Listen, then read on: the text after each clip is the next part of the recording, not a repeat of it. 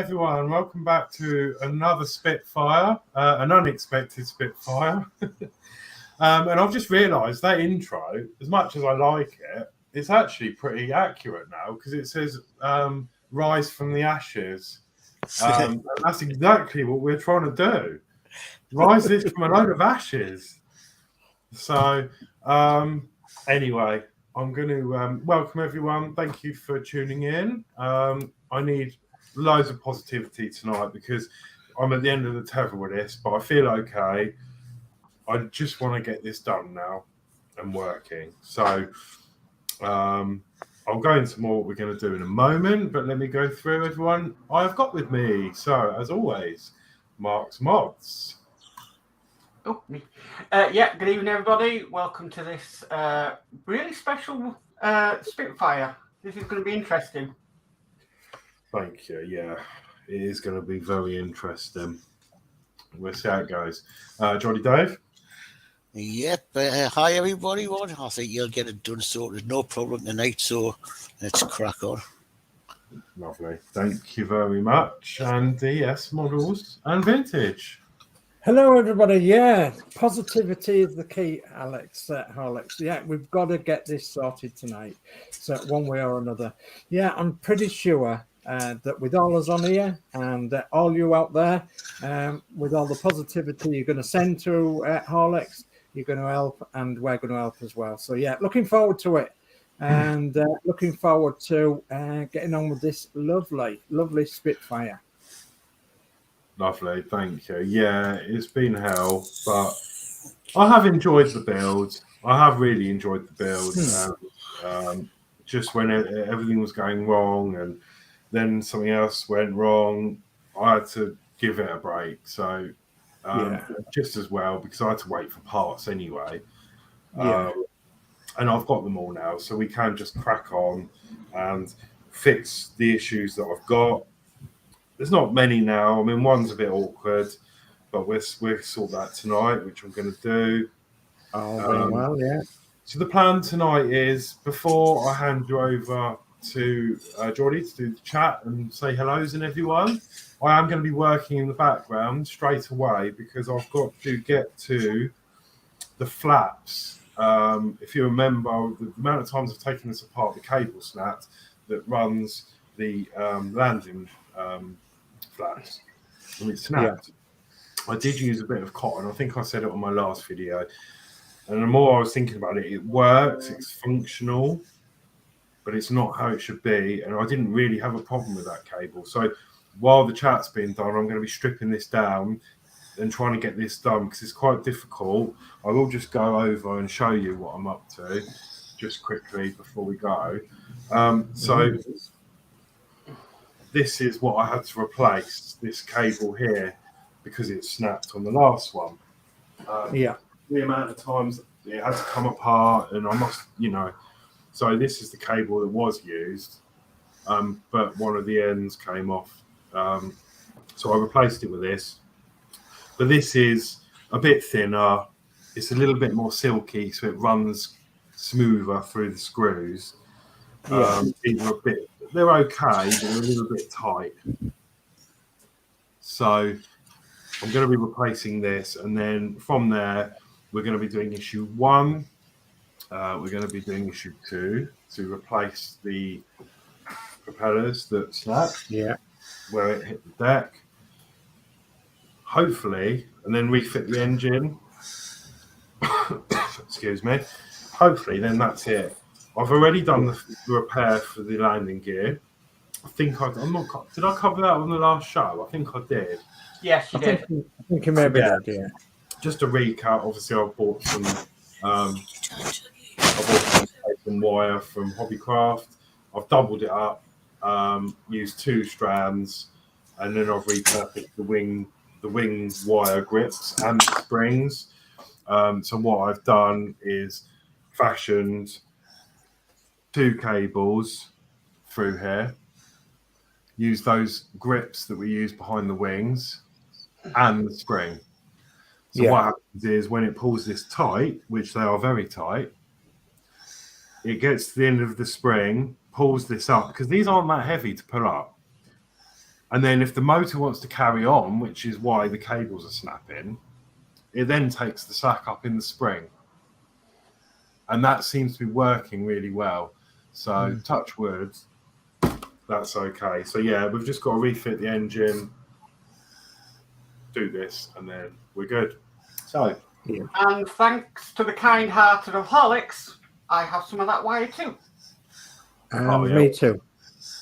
Me yeah, too. no worries. So thank Me you, too. Horlicks. Thank you, Horlicks. And me 3, Charles Horlicks. I mean, And Warren You know, 4, he says Charles. yeah, I mean, at the moment, I mean, to be fair, Mark, you've been really lucky, and yours is working with the original gear, isn't it? But Yeah.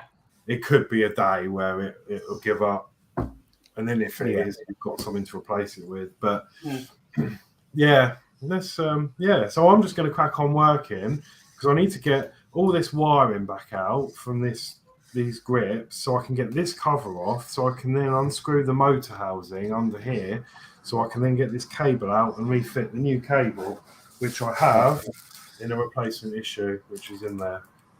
Okay, jolly So good. this is a Spitfire unbuild, bit like Dave's Routemaster unbuild. Yeah. Unbuild and then rebuild. So me and Mark are going to share the instructions tonight when Horlicks wants the instructions, and Geordie Dave's going to do the chat. So would you like us to go full screen on you, Horlicks, while Geordie Dave does the chat? I do not mind. Up to you. Whatever you think.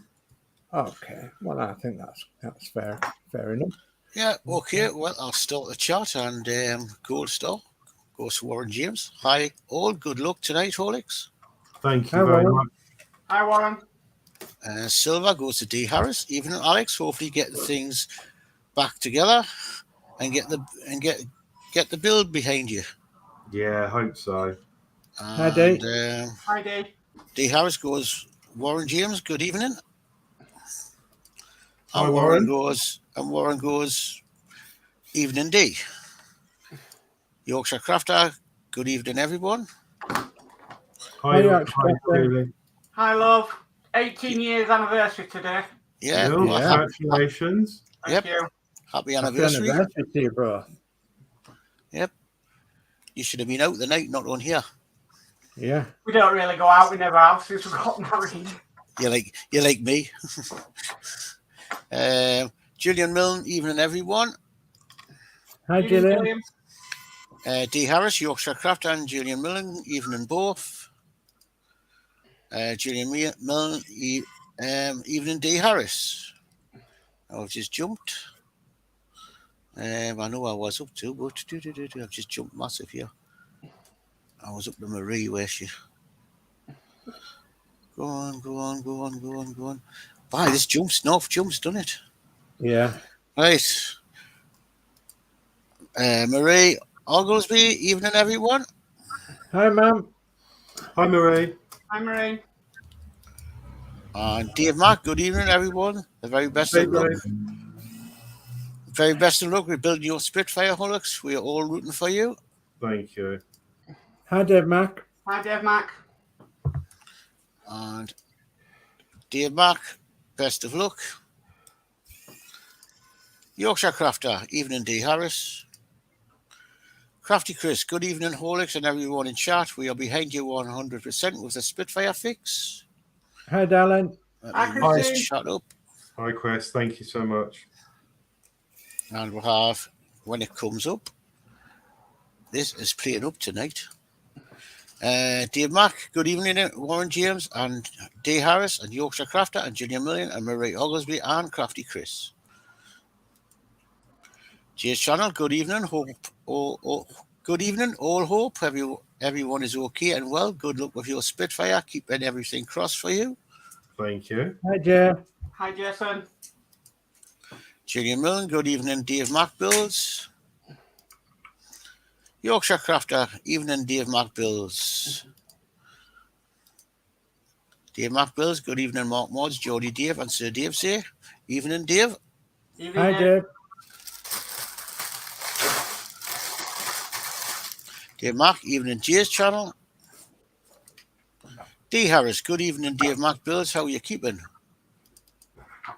Dave Mark, I ordered issue 71 to get the bar for the tail rudder that disappeared. Yeah.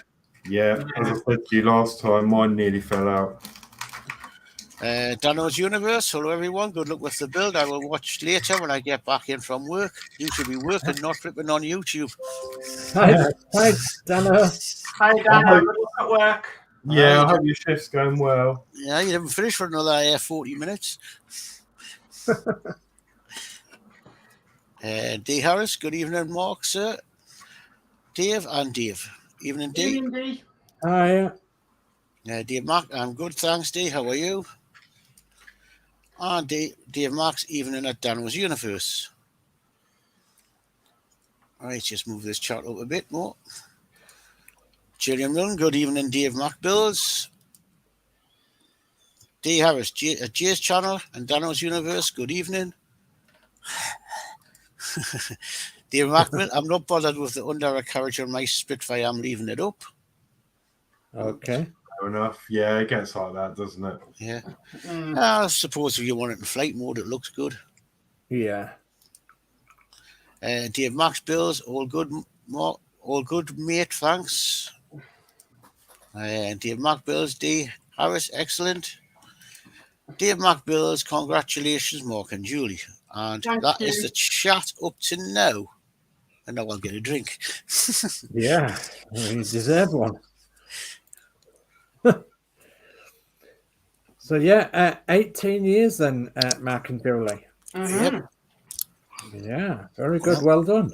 Another 10, and you'll have caught up to me. Yeah, but then you'll be another 10 ahead of me. So what I'm going to do is, actually, I'm really pleased because I've just taken the gearbox apart again. This is what I've taken off. Now, I noticed because this has been out 3 times, those threads were loose, and we have got a replacement bit of that in the pack. So I'm going to swap it. Brilliant. So that's the first bit for the bin. And here we've got nice, fresh pegs to screw into. So yeah, I'm going to be replacing it in this. It's a bit of hard work, actually, because we've got... You're going to put some grease on that gear? I haven't, but I didn't, but I will be this time.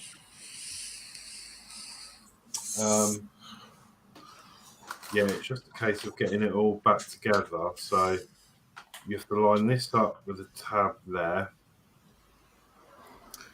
Then we have to plug, it's this pin, if you remember this issue. You have to put that pin in.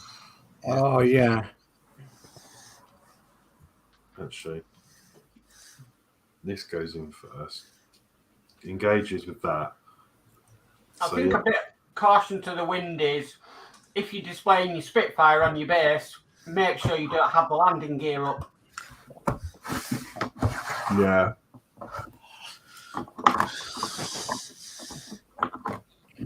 So, would it be helpful for people who's actually building this then, Horlicks, if we was to actually put a link in somewhere of this grease that you're using? Could do. It is quite hard to find. It's really expensive because it's synthetic and special for these plastic cogs. And as P40 often says, it's not actually required. It is self-lubricating. I 100% agree. But it does say online that it does benefit from this as well, because it gives it a little bit, there's like a graph, it gives it a little bit more longer life and makes things a little bit quieter. And, you know, from the comments I've had saying, I think it was Ian, oh, it's the smoothest operating one I've seen. It's probably because I've put grease on everything. Yeah. But anyway, that side, if you do want this, it's really expensive and it only comes in like massive containers, I think, for business use. But there is a seller on eBay where I got this from, and he decants it into these little cute little tins. I think I paid about £6 or £7 for this, so it's not it's inexpensive really. I mean, I've had this quite a few years. I mean, I'm nearly at the end. Well, there's still quite a bit left, but yeah, I can certainly find the link. It's on eBay. Dow Corning Molyco EM30L. Okay, lovely. So yeah, I'm just trying to work out how to fit. I've put a little bit of grease. I haven't done it all the way around, but I've put some on this drive wheel, the drive cog. Yeah. And then when that starts turning, it will sort that out. And then Yeah. I'm going to put a little bit on. This was a nightmare when I did this with the other cable because it's all everywhere. But I'm going to put a tiny bit on this pin. And the reason for that is 1, it's lubrication. Yeah. 2, it might act as a bit of glue to keep it in place for me while I put all this together. Yeah, that's a good idea. Which it has. Keeps it in place. So that's that bit built. Okay, next we want to run the cable through. Oh, this is the replacement cable that broke, and it goes through the middle part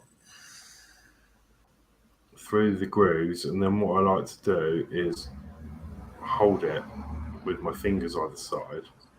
Yeah. To give some tension in the center. Yeah, and then it'll hold it through the center cog there. And then we can refit. Now this is all awkward because obviously my motor's attached. Yeah.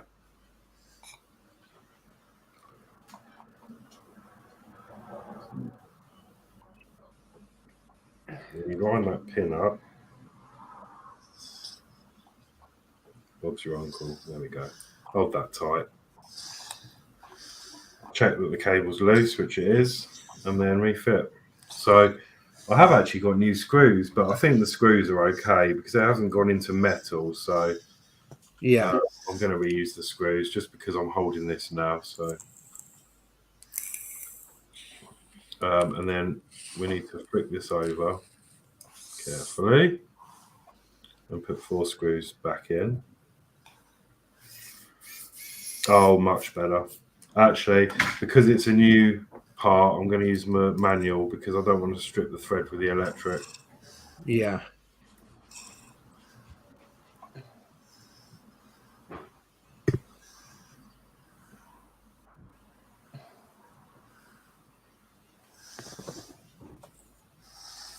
Okay, Yorkshire Crafter goes, thank you, everyone. You're welcome, Julie. And D. Harris goes, congrats both. Thank you. Absolutely. You should have let us know earlier, you two. We could have done something. Yep.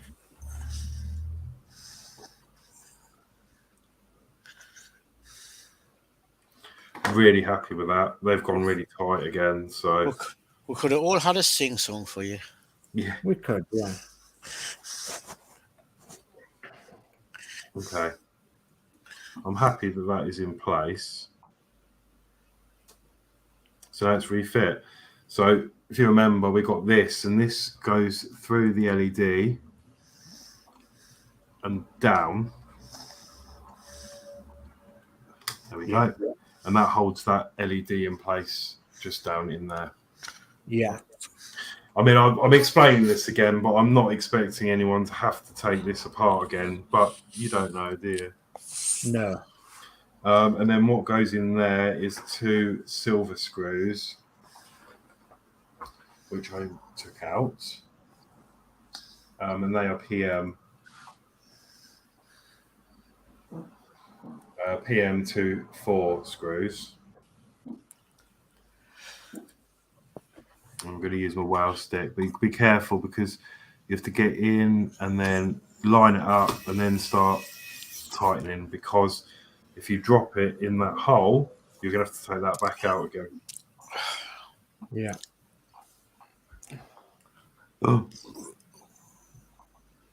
It's a bit like the wire game. You know, you have to get the wire through the without it beeping at you. Uh-huh. Yeah. Okay, so that is done. I'm happy with that. And then what happens is we need to get the cable from underneath all these wires again. And then it runs round these screws. And then this gets tightened. Would there be any mileage in putting a little drop of grease on the cable round the screw? I don't think so, because the only reason I say that, I don't know what effect that grease would have on this type of cable, because it's like nylon. I don't know whether it would, like, soak it and then go really brittle and snap. Yeah. But it's fine because it's the right length. That's really easy to go through now. Ah, right, yeah. There's like a hole under there, and the screw just stops it coming out the top. Yeah, there's like a groove, isn't there? There's like a So that's the problem I was having with this, because obviously it's considerably thicker. It worked, did the job, but not as smooth operating as this now is. Yeah, lovely. So that's replaced. We'll worry about these afterwards. Let's just hope it all goes to plan. So now I can refit this bracket, which is easier said than done, because obviously everything's built around it now. Yeah. Just get that in. That needs to come out of there because I messed that up last time. See, and just clear all these cables from these motors and stuff. All your careful wire management. Yeah, don't worry, it'll look all right in a minute. I hope. There we go, that's fit nicely back into place. So now I can screw that back up. And another chat. What would you sing, Geordie, Dave? Well, that's easy, I'd sing. Congratulations and celebrations. Isn't it jubilations? Or jubilations, whatever it is. I'll love to make different words up. Yeah, why not? I was listening to him sing before I came on air. So there you go, Julie. That's what I would sing for you. So I would have to go a little bit older than that. I'd have to go When Your Old Wedding Ring Was New. But you've never heard that song before. No.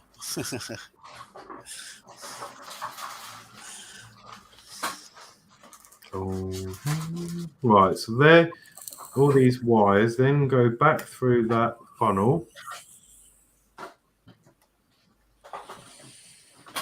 Neat as possible. There you go. Look, we've still got the shape. And then it's a case of putting the cables back underneath the tabs, because you don't want them to get caught up with the wires, especially this one here, which I've undone, which powers the propeller. Make sure that's tucked nicely away.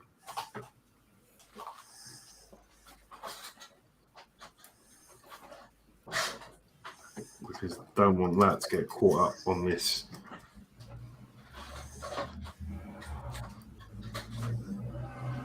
It's just a case of one by one putting these back into its position.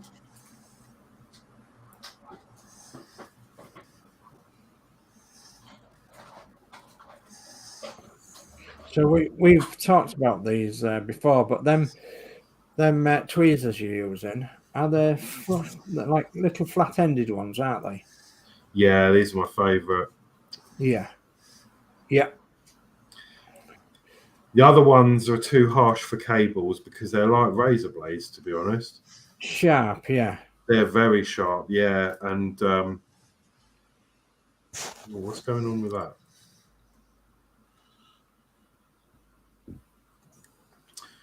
Oh God, here we go.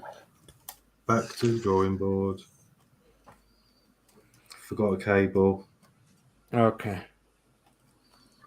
You know me well enough by now, look. Yeah. And Yorkshire Crafter goes, LOL, thank you. And Facebook user, hello. Hello, Facebook user. No. Is that Todd?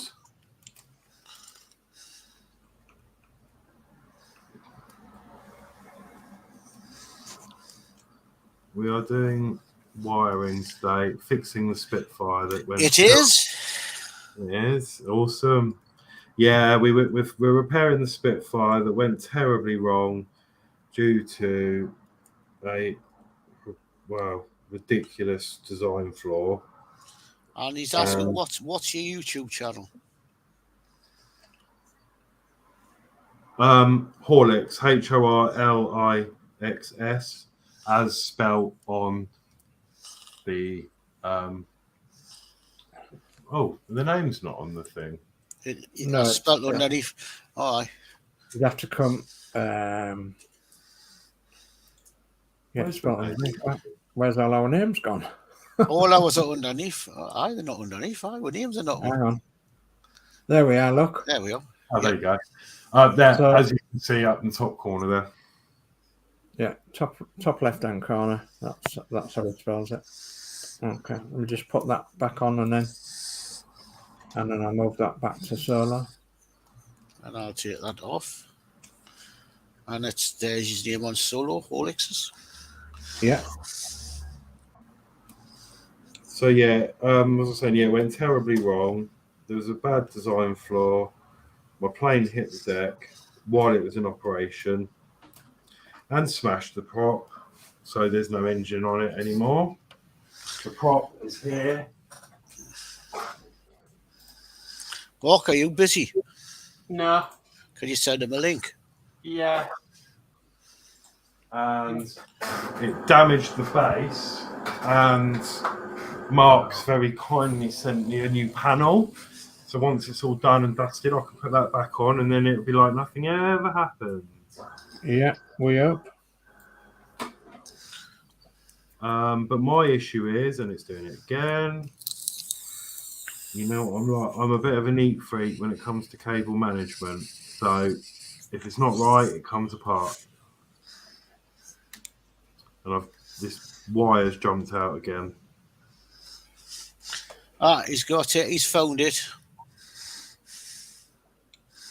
Just looked up and he's put Marvel Picks found it. Marvel Picks just looked you up in my sub list. And Mark had put the link up. Thank you very much. So yeah, as I say, I'm just repairing it now because this has been apart so many times. This cable here, which you can't see, for the the landing flaps, whatever you want to call them, ailerons. Yeah. That broke, so I've just replaced that. So to replace that, I've had to strip all this back to get to this motor and the housing. Because I did make a retrofit of some thread, but I thought, no, we need to get this as it should be, you know. The proper one, yeah. So I'm now just fighting with these cables because I want them in. Well, while you're concentrating on them, I'll pick up this bit chop that's coming.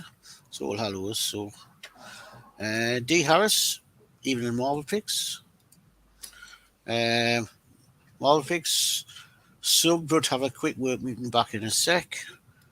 And Marvel Picks, hello all. Hello. Dear Mark, take your time, Horlicks. Marvel Picks, be right back. Okay. Dear Mark, even more Marvel Picks.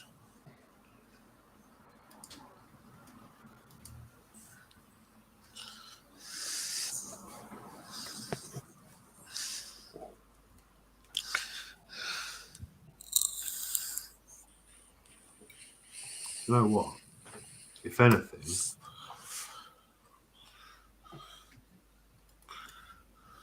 I think this is neater than when I did it the first time round. Knowing you, Horlicks, it probably will be. Well, you've got to think about it. The wires have had time to bend into position. Yeah, that's it. There you go. Look at that. Yeah, super. I think that's neater than it was originally. Aye. Yeah. It's just a The shame other the side, grips aren't quite long enough. I think this one could have been done with a bit longer. Yeah. But now on to the other side. This side shouldn't be so bad because there's not as many cables running through.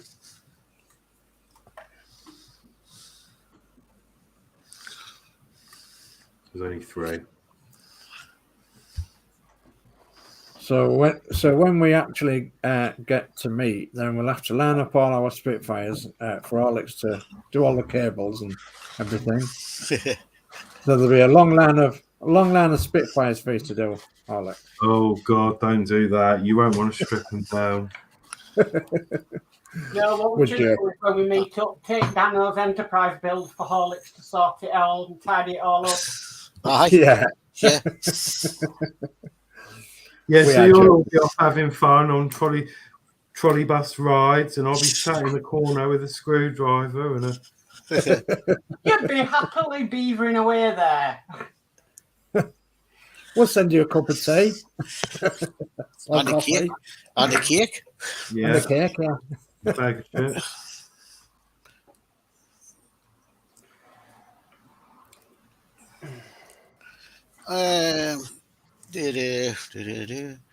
And Crafty Chris, even the Marvel picks. That's what chat up to date.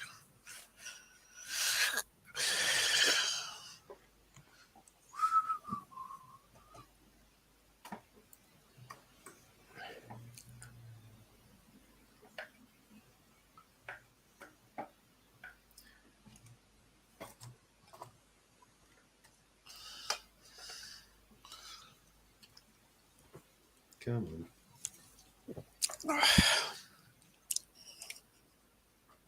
Come on. I think that'll do.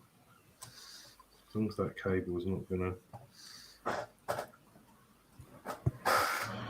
hit anywhere, we can put that back on.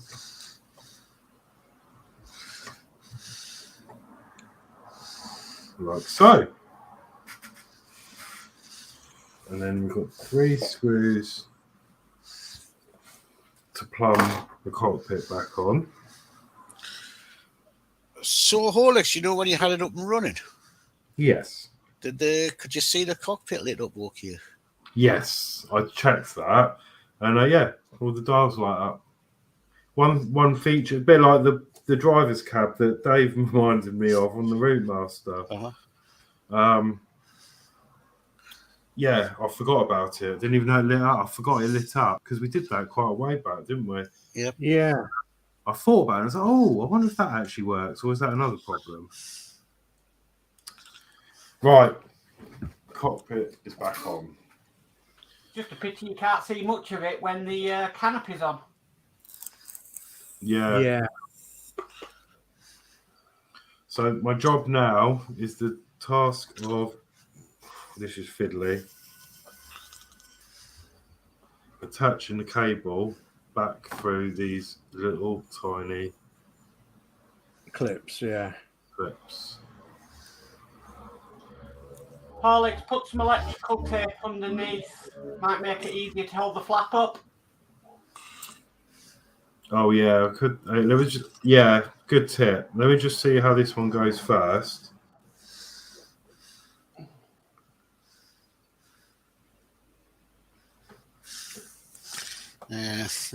You like this one, Horlicks. This is of Dave Mack. After doing all the Spitfires and Dano's Enterprise, Horlicks will need a few whiskies. LOL. It would. It'd need to lie down in a darkened room. I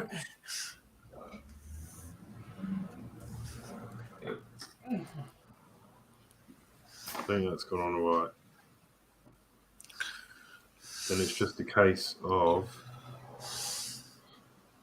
Putting the clip back on. Oh, God.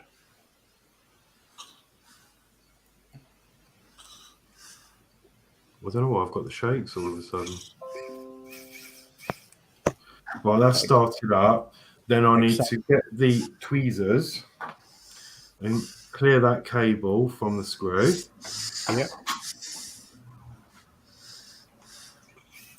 Oh, I'm going to use this so I can get a handle of that. Then that pulls through, Yep. runs through that channel by pulling the other side. Yeah. Lovely. And then we just have to do the same on the other side. This has still got some of the thread stuck in there. Oh, yeah. I can see it.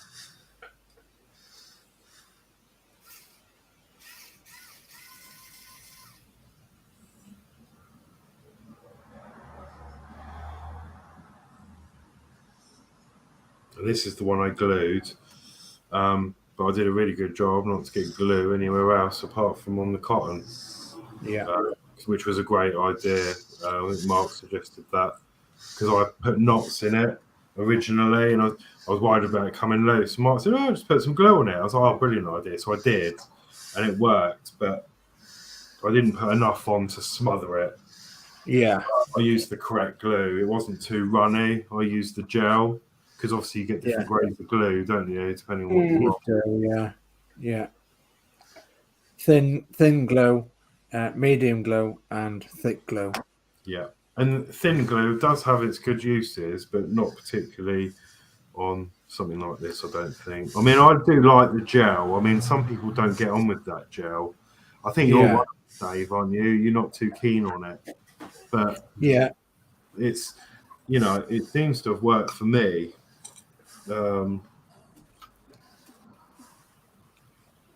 It's certainly not worth, you know, if you're not getting on with really runny glue, it's totally not worth throwing it out the window. No.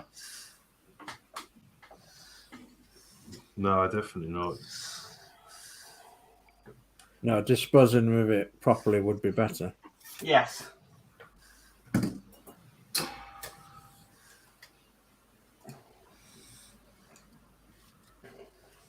Right.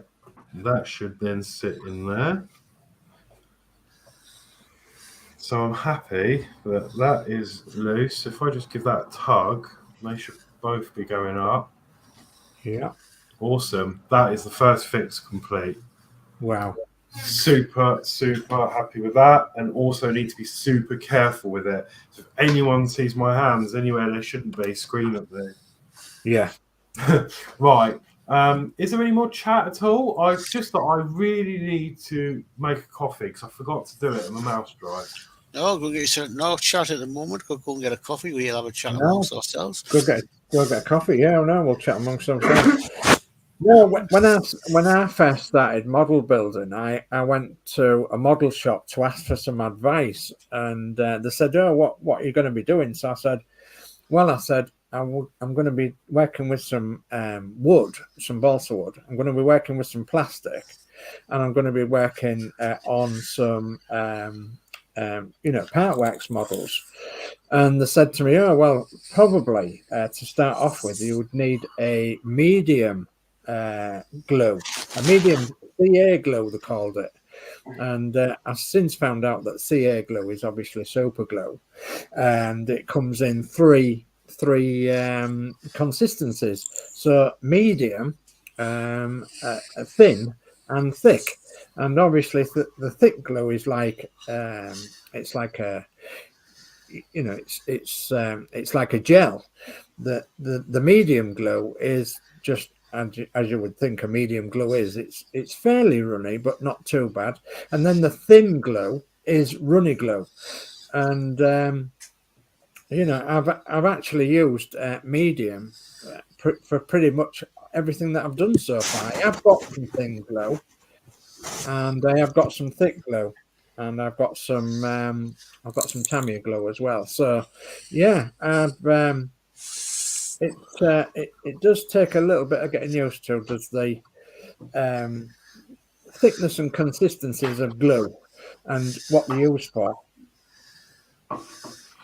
But then you find a brand that, you know, you're happy with, you can work with, and people do. You just stick with that brand. Yeah, so long as it, you've proved it, and it's okay. Yeah, I was a bit skeptical at first over which sort of glue to use, and as soon as I started using the CA glue medium, I thought, oh, that's brilliant. That's exactly what I want. Well, I like the Gorilla Glue, but if I want a clear finish, I'd look at that glue from the range. Yeah. Because the Gorilla Glue leaves a residue. Yeah. I use the stuff from the range as super glue. I do have some Tamiya extra thin, and I do have some Tamiya ABS glue. But normally it's glue from the range. But if it's wood glue, it's Gorilla Glue. Well, Yeah. my Tamiya extra thin, I use it. I leave that for me plastic models as I'm making. Yeah. I don't use it on ABS, and I don't use it on wood. That's on my plastic models because it welds that plastic together. That's what it's made for. Yeah. Well, It's made for that type of model. What I like about the Tamiya is obviously it comes with a really good brush to brush it on. Yeah. And I just think it, and I love the sound of it going back in as well. I just love that sound. Plunk. Yeah. I'd like to try the ABS, the Tamiya ABS, and see what that's like. I've always decanted a small bit into a plastic, an old plastic container as well. So, you're not using it straight from the tub. So, especially on the CA glue that I use, and all you want is a drop, isn't it? It's just a tiny drop and a cocktail stick, and you've cracked it, haven't you? Yeah. What's going on? That's it. Yeah, I've got my coffee. Jolly good. Oh, aye. It's a nice creamy tart. That's when you know, because I've got a proper coffee machine that grinds the beans, and I was told that you know that it's at the right temperature because you get this white film on the top. Oh. Just a little. That's what I was told. So. Yeah. Right. I was just about to say we're going to move on to issue 1, but we're not because I've forgotten to put something on. Okay. Oh yeah. Oh right. Yeah. This is a bit awkward because of the I don't know which way it goes now. This way, I think. Because it's delicate now because it's thin plastic. This probably won't go on that well because I've had this off so many times. The problem is it's getting caught because of my cables, because my landing gear's up currently. Yeah. I don't know which way it goes. I don't actually know which way this goes. I think it's that way actually. So that's one. Move this out of the way. Come on. Dave Mark says it goes the other way.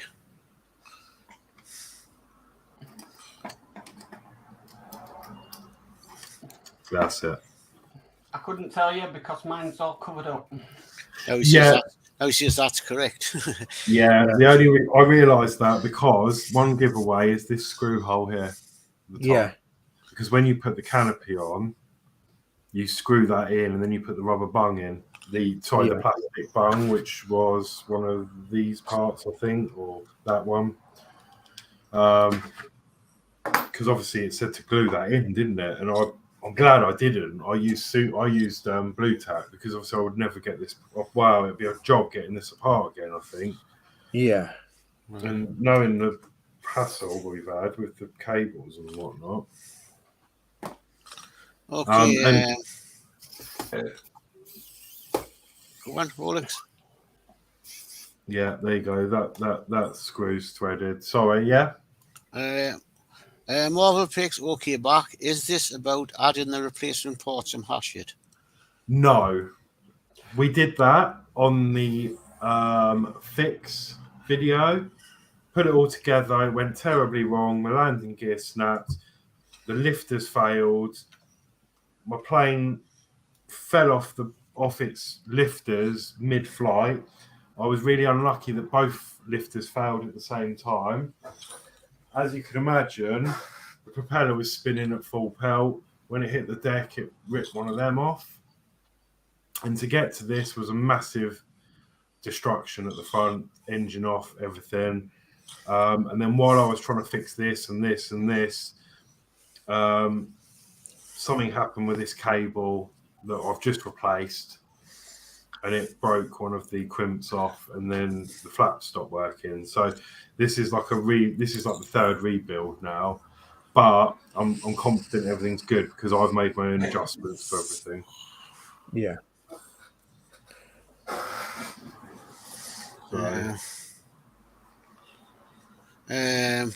Marvel picks. I've seen all these late problems with the Spitfire. It's too bad because the model looks so nice. Yeah. But honestly, I think I've just dropped a screw. I have dropped a screw. Oh. It's probably gone in a different direction to what you was expecting it to go.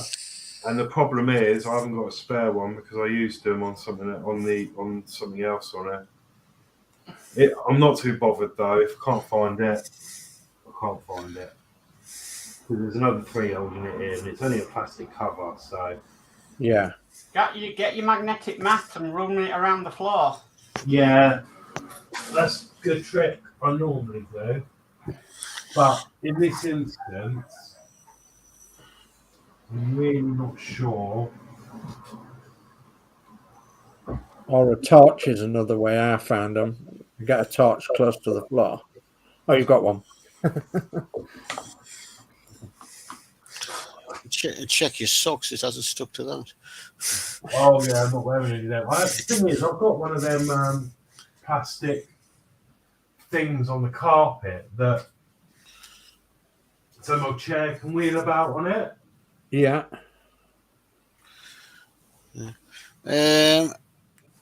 Todd says, I saw Wayne go up completely. Yeah, it did.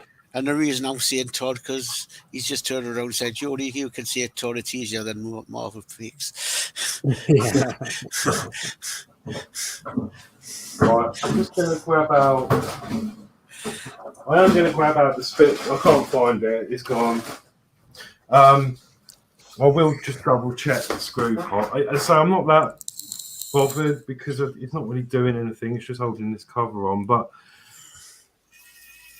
saying that, You'd be bothered about it. I'm sure I used that last screw up. No, they're the wrong ones because they're the bit bigger ones. It'll be in here if I've got one.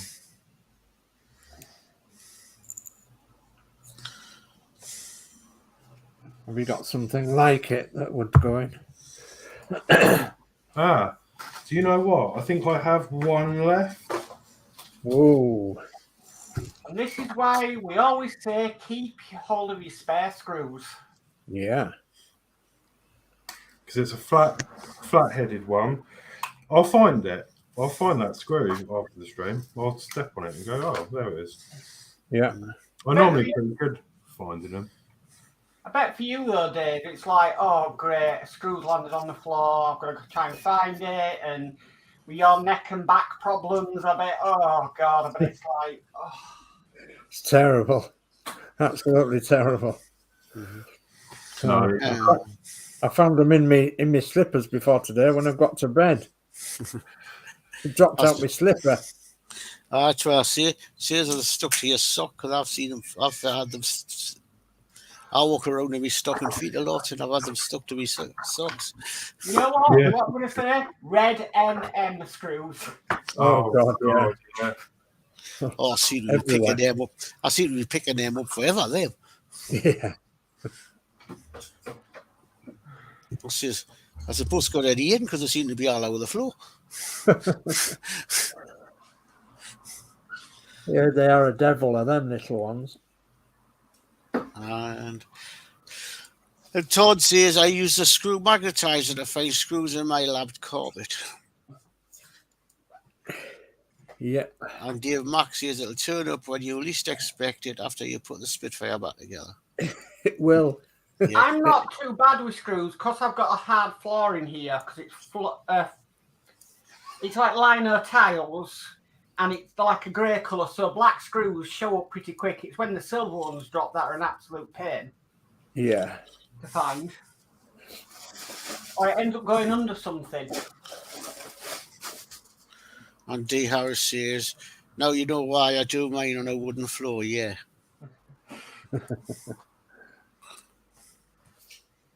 Yeah, no, it's definitely. Horlicks, you do know there is a screw right to the far side of the Spitfire on your mat. Yeah, that one is the replacement I thought I had, but it's actually not the right one. Okay. I'm just wondering what issue we put this cover on. Does anyone know? No, I haven't got. Because I've got a lot of spare issues here. So you could tell what sort of screw it was then, couldn't you? And see if you've got one similar. As I say, it's not really a big deal. I know it's not a big deal, but now it is sort of like, well, it should be there. It needs to go in. But I don't want to take up too much screen time just looking for this. I mean, to be fair, I'm not putting the whole thing together. So I'll put it in later.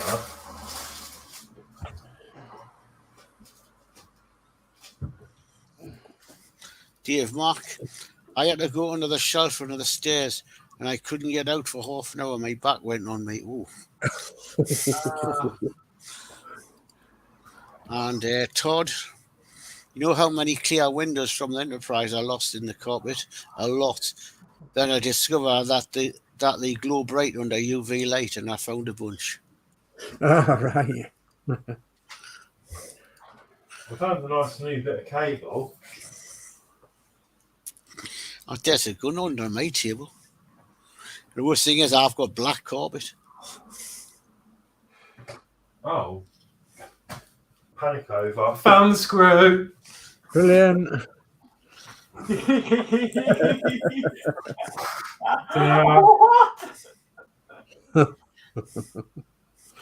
oh, I like this one. I like this one, Crafty Chris. I've seen Dave looking through the dog's coat for a screw. Yeah, you have. For a dog. You have. Yeah, this was a 1.6 by 4, and I think the one I was missing was a KB24 based on that. Yeah. Right then, as we were. And Alex, check your lap chair when sitting. I've had a few stuck to me t-shirts and shorts. No, I could tell it was on the deck because I've got like one of them. I've got like a plastic floor for for rolling the chair around on. So yeah, it's sort of I heard it hit that. That's when I know if it's on my lap or on the floor. Yeah. And right. Todd says, it is indeed the little things that make us happy, finding fallen parts. Yeah, that's it. It's like those NM screws. I was on the floor looking for them. Do you remember that one stream? I dropped the old pot on the floor. Yeah. You should see Todd's latest Enterprise video. Oh my word. What he's done to his Enterprise. Yeah, I need to look at that. And I actually need to speak to Todd nicely because I think I want to go down that route for the Routemaster. I'm thinking instead of that remote, I want to go down the mobile route. Yeah. I think I'm hoping it'll be easy to do. Just replace the IR unit for a remote, whatever the remote needs. You know what you should do? You should get Dave to see if you can find a picture of the Routemaster cab as if you were sitting as a driver, and then have some of the buttons, press them, and it does different things on your bus. Yeah. but no, I wanted the basic, what I need to operate, make my phone operate that instead of an IR remote. And a bit, I know this is not the show for that, but a bit of an update on the Routemaster. I have played around a little bit with the timings. It's still a bit hit and miss, but it works. And I've actually now transferred it from, it's all off the Arduino now, and it's all wired into my Nano. So the Nano's running it at the moment. Yeah. So anyway, let's focus. So that's them done. That's that done. I think we're ready now to start issue 1 all over again. So Wow. I'll get to this. Okay, Right, well, so let's go back 2.5 years. Yeah. Right, So do you want to do? while Dave's getting that ready, I'll hit these last these couple of Todd. I've not even done with it. So much more coming. And Todd, easy to do that. Create a background image of the bus and put a little buttons around the image to make it send BT commands to the receiver. Okay, so what receiver do I need? That's the question. Are they expensive? I'm not sure what parts I need, so I think that's a bit of help. I need to know what parts I need and what app to use and stuff like that. But yeah, we can discuss that another time. That's fine. It's just something I thought about. I'd like to do. I'd be really appreciative of any help because looking at your enterprise, it's amazing. And because we'll go back to issue 1, Todd's put time travel. Yeah. Can't So, believe it. how do you want to do this then, Horlicks? Do you want me to do 1 and Max Modz to do 2? Do not mind. I'm happy with that. Yeah. Are you happy with that, Mark? Yeah, I'm happy with that. So with Okay. issue 1, we get this little pamphlet, Bring the Legend to Life. You've already done that. Working lights, opening cockpit, flight controls, landing gear that snaps. It doesn't advertise that on there. Or when it comes with a dynamic display stand that collapses when in flight. But it doesn't say that either. Yeah. Right, joking. Let's go. I need some Okay. this because it's that pack that you can't open. Yeah, you're gonna have to scissor it open. So yeah, while he's doing that, it's issue 1, propeller blades and spinner nose cone for your Spitfire number 1. I can't believe we're doing this again.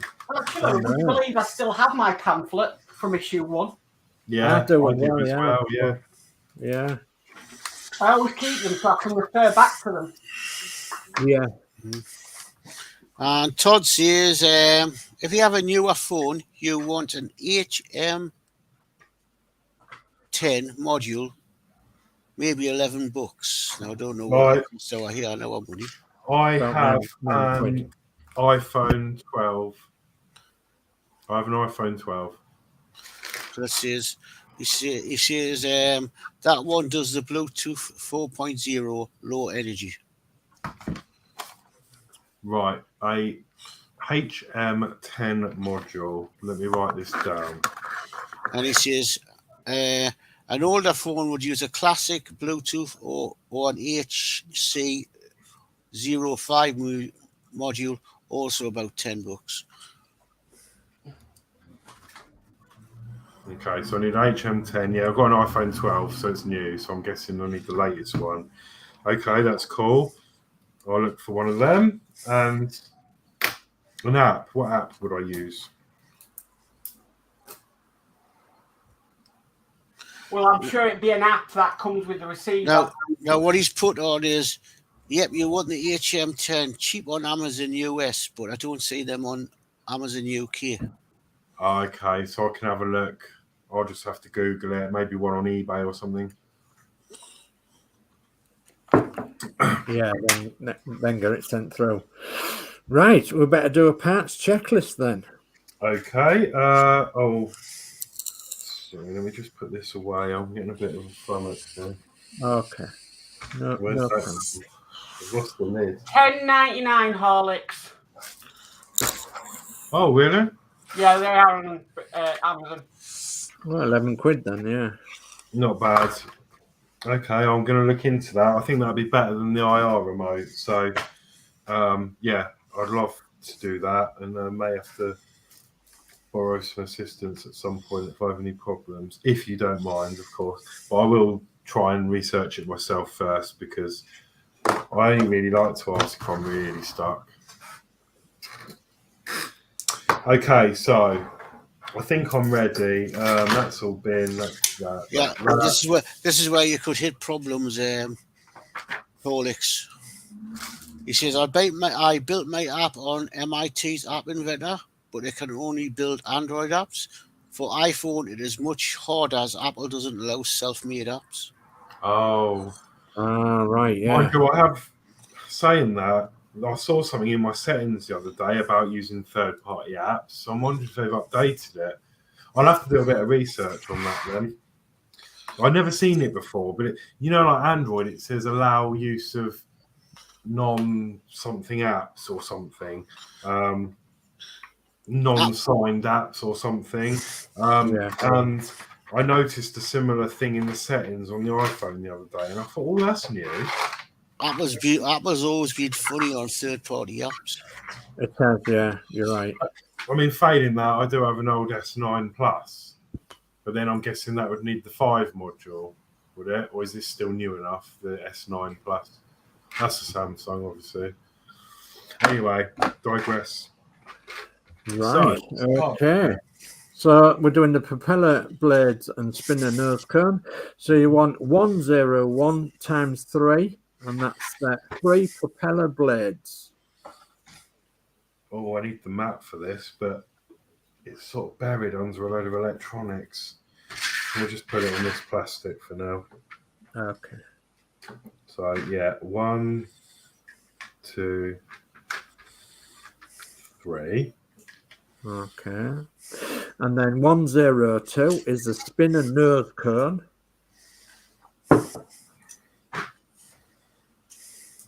Yeah. And that's metal. Metal. And 103 is the propeller mount inner part. Ooh. Okay, so if I remember, these are different. Yes. I'm not sure which one is which at the moment, but... Okay, well, if I go 104, it's propeller mount outer part with recessed screw hole. Ah, there you go then. Okay, so... That is part 3, and that's part 4. Okay, and then 105 says assembly plate, which is your round disc. Yep. Okay, and then 106 is the propeller cog times 3.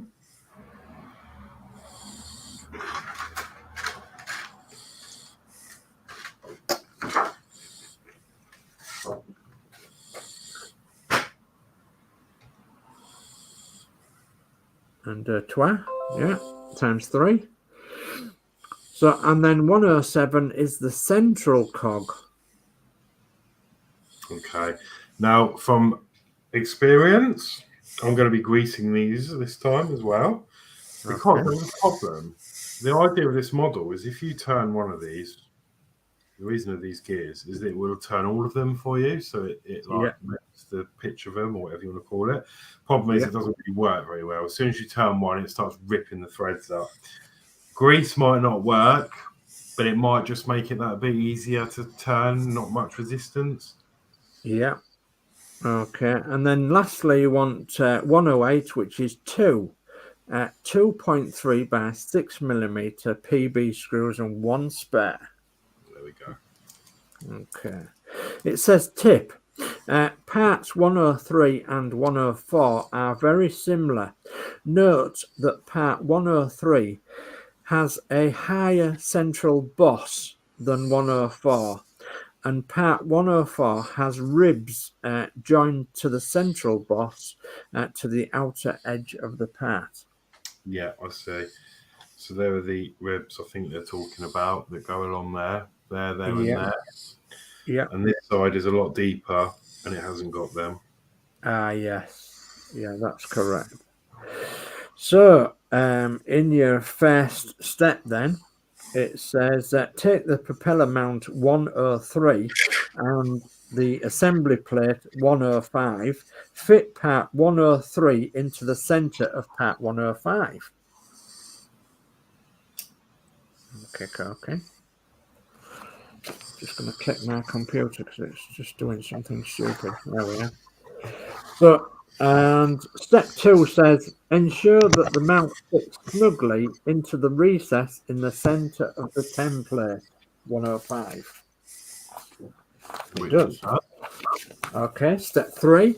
Step 3 says fit the central cog 107 into the center of the inner part of the propeller mount 103. And I'm going to add there at that point with the cogs facing upwards. Okay, so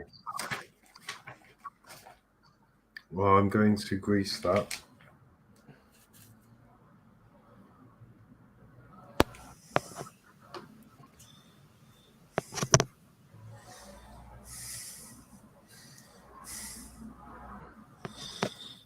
Do you want to get that bit of chat, Geordie, Dave? Yes, I'm Todd. I think you can build a test app and put it on an iPhone, but it will not work with standalone. It has to be running inside MIT's AI companion and be connected to the website each time. And more underneath that, I use 2 HC05 modules configured to pair each other on power on between the saucer and the store drive. Then I added an HM10 to allow my phone to connect to the store drive and control everything. Okay. Yeah. Well, So I think based on that, it's probably not the greatest idea for the iPhone then. So I'm going to have to rethink. Maybe a wireless controller or Wi-Fi one or whatever you want to call it. Yeah, not an IR, the other type. yeah. Like the Spitfire uses. Yeah. Not infrared, the other one. Yeah. Radio waves. Yeah. So step 4, which you're doing now, it says ensure that the teeth of the cog 107 face outwards so that they can interlock with the propeller gears. See step 7, which we haven't got to yet. Okay. So you've got the cog right way around. Mm-hmm. So step 5 says take one of the propeller cogs 106 and fit it on the peg on the end of the propellers 101.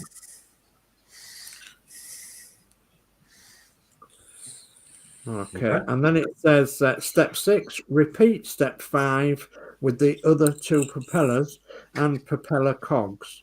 Ensure that the cogs are pushed firmly in place. And no, they don't go all the way down. They just basically cover the silver part. Yeah. And you've got them the correct way with the cogs facing outwards. Yeah. Okay. So now we're on to step 7. It says fit the 3 propeller cogs 106 over the central cog 107 in the middle of the mount 103, as indicated by the red arrow. The cylindrical part of each blade fits into the neck of the central hub 103, as indicated by the blue arrow. The blades fit into the recesses in the outer rim of the template 105, as indicated by the yellow arrow. If the blades fit snugly into the recesses, this will ensure that they are at the correct angle. Okay, so there's another little tip. I mean, again, I don't think anyone's going to be doing this well unless you're building it new. there's like a cutout just there. Yeah. That is where this black bit will sit on. Yeah. This black square.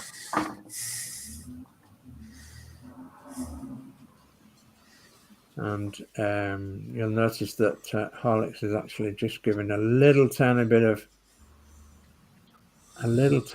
grease on each one, and they do fit then snugly onto the jig, don't they? They do, yeah. And then I'll do this for the last one. Okay, I'll pick up the chat. Come on, pick it up. Oh, not pick it up. Ian Campbell, evening all. Hi, Ian. Hi, Ian. D. Harris, evening, Ian. Ian Campbell, all right, D. Crafty Chris, hi, Ian. Ian Campbell, hi, Chris.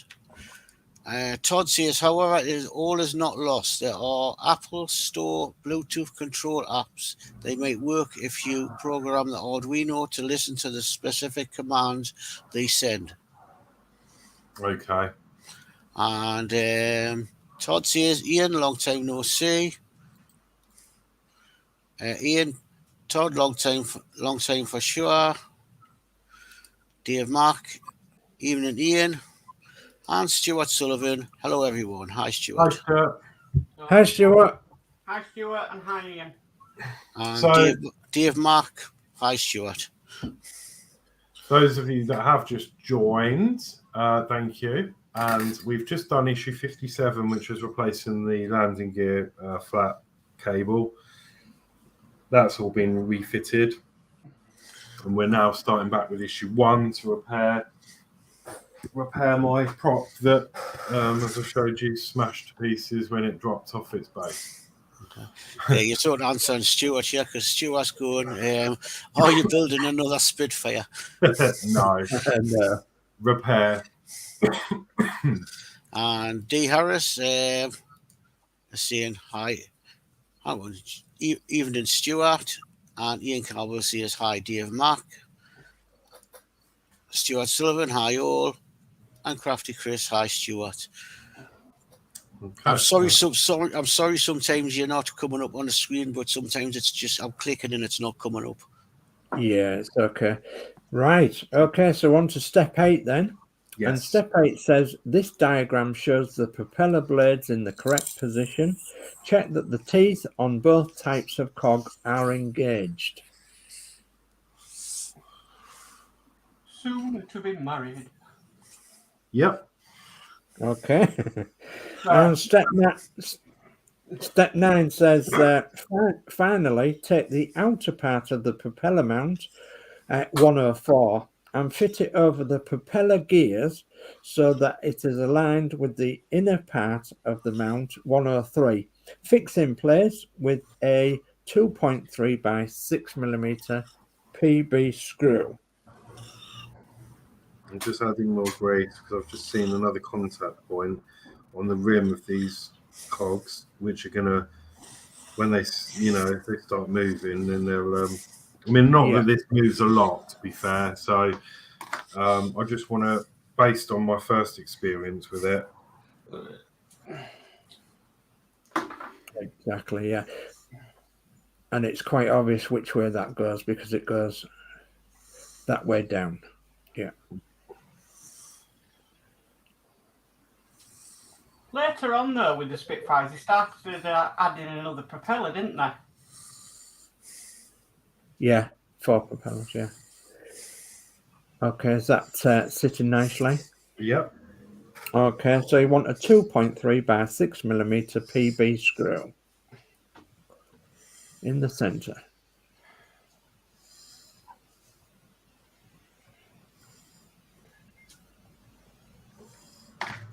Okay, well that's completed work. The propellers have been fitted to the propeller mounts and are held in place in the assembly template.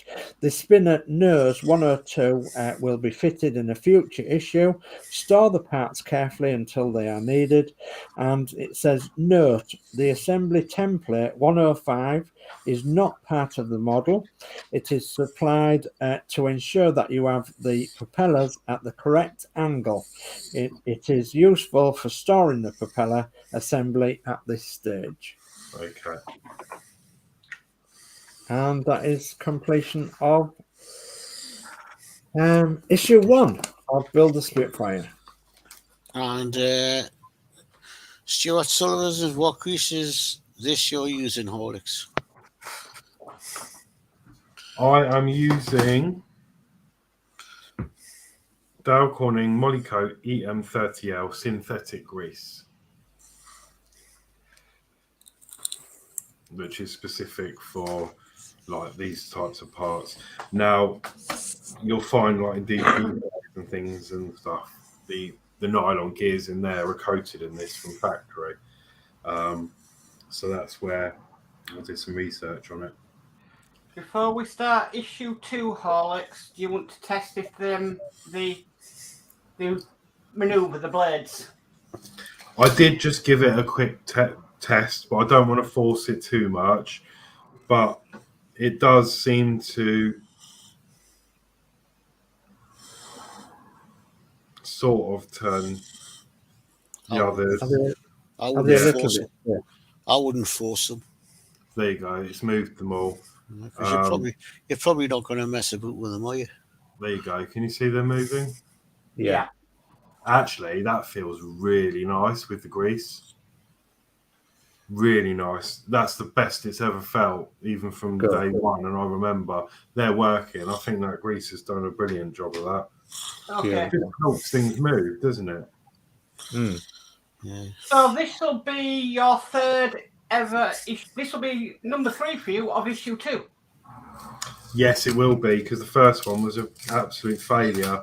Now, because the motor was seized. Well, I'm going to say to you, do you want to check to see if check the motor first? Because we can do. The weird thing is, the motor in my very first issue did work on testing. But it wasn't until I fitted it to the gearbox and it had the extra strain of this that it stopped. So I think we'll just build it. Okay. If I need to, I know this motor works, so we can strip this back. Okay. Yeah, if that makes sense. Because it needs the strain of the propellers to test this, I think. Yeah.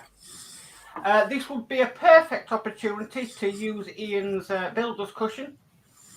It would, but it's actually buried in Arduino wires and stuff at the minute, which is terrible. I'm so unorganised. So I'm going to have to improvise with a piece of plastic just for this time only. Stuart Sullivan, thanks, special grease. And Todd says, propeller pitch allows the pilot to feather the prop. Yeah. I'd say it's not probably, it's not really necessary to use it on this model, but I've done it one test. I know it works, and that's pleased my OCD, if you like. Mm-hmm. Never use it again, but I know it works if I wanted to. That's all it's about. Knowing it works in case you want to use it. I forgot about it, actually, to tell you the truth. Yeah, I mean, the first one I had turned one of them, it just sheared off the cog. And it wasn't just me, it happened to a lot of people. Didn't own it, issue 1. Okay, issue 2, motor and gears for the spinner. Oh, God, look, sorry. This is, I thought this was in a pack you could just unpeel, but let's get the scissors on this.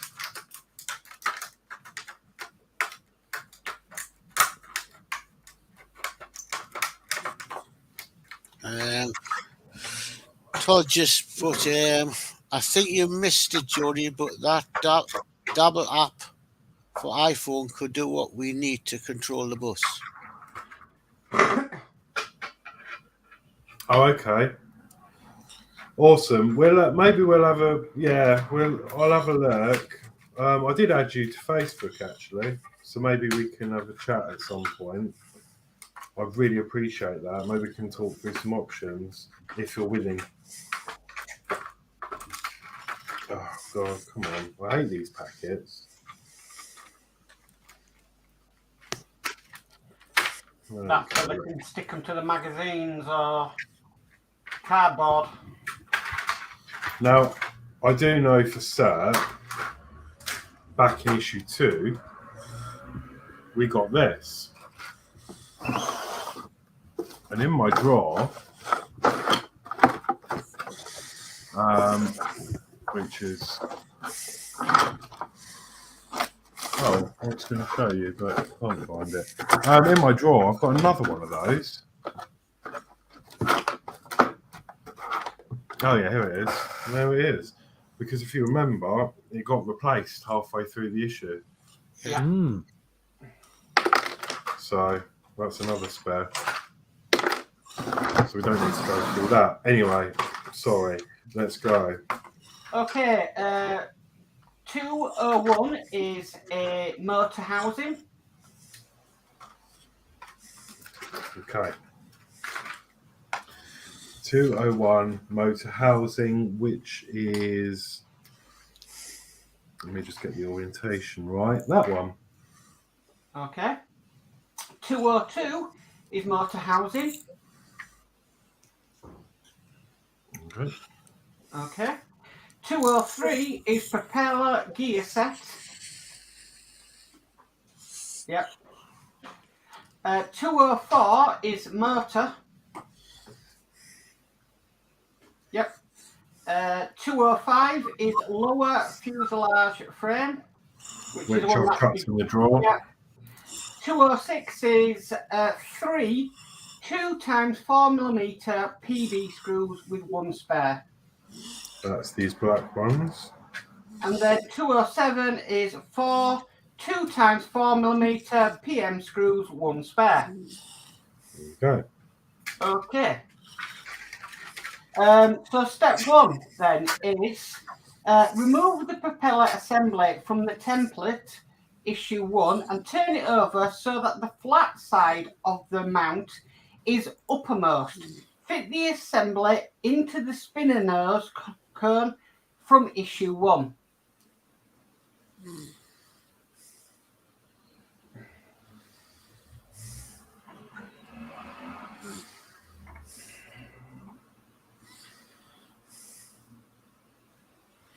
Fantastic. Okay.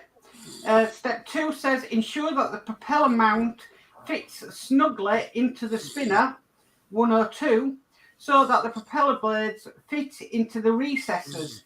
Note that there is a small peg on the propeller assembly part 104 which locates in a notch in part 102. Yeah, and that is, there's a recess, and then you've got a notch just on there. Yeah. Okay. Next, step 3. Fit the propeller gear set 203 into the center of the spinner 102. The curved tabs fit over the arms of the propellers as indicated by the red arrow. Fix in place with 3 2x4mm PM screws, 207 blue arrows. The screw fits into the sockets in the spinner 102 and the tabs on the gear set 203 fit neatly over the propeller arms. Okay, so I just want to make note. This actual unit has come in a bag because it's covered. This nylon gear is covered in grease from the factory. Oh dear. Yeah, that's the way they came. Yeah, Yeah. Okay. that's why they're in this separate bag to stop oil getting everywhere. Okay.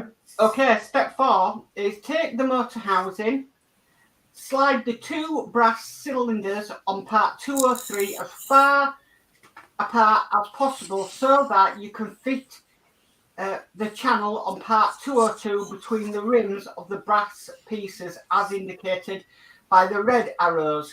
The inset below shows this the housing in place. Right. Okay. So I'm so sorry. I've missed a step. I need to screw this in. Oh, yeah. It's all right. My fault. So- Yeah, sorry. I was thinking about the.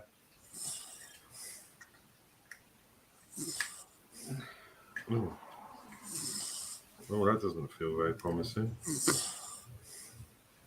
Oh, there you go.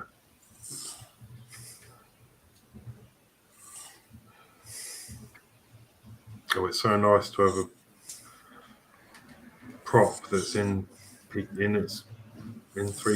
bits.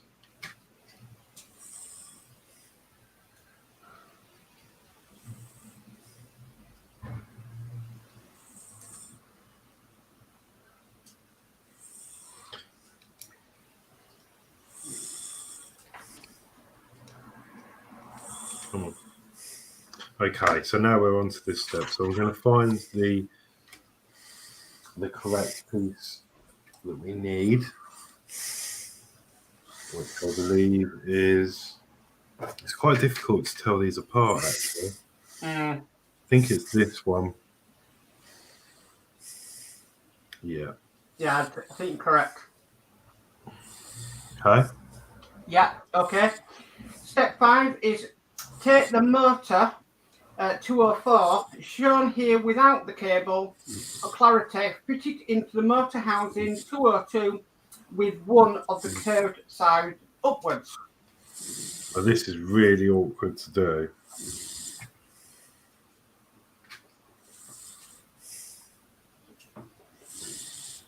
Okay. Right, before I do that, I'm going to dip that motor in my grease.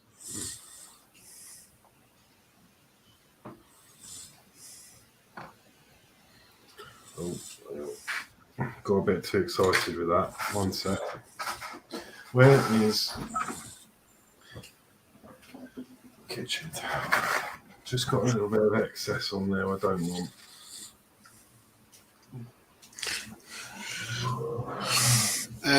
While he's doing that, Todd says all's willing to help. And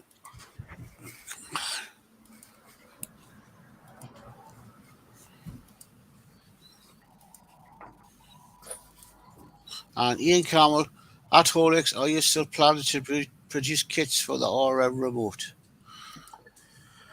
I don't know. Based on what we did the other day, it's a bit hit and miss because I've still got a few. It works. Don't get me wrong, but to sell it as a kit in its current state, I don't think is ideal.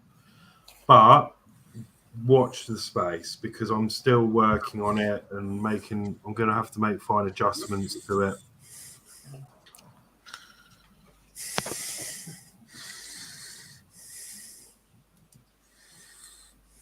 Okay. It says in step 6, the teeth of the cog attached to the motor 204 should engage with the teeth of the cog on the gear set. Yeah. Okay. Step 7 is take the second part of the motor housing 201 and fit it over the motor so that the screw holes in the two housing parts are aligned. Fixed together with two 2x4mm PB screws, 206 with a black finish.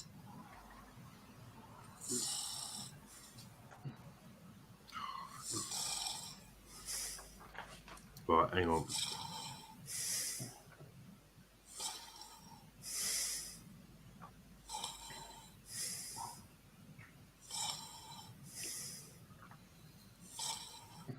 I think I had difficulties with this bit as well.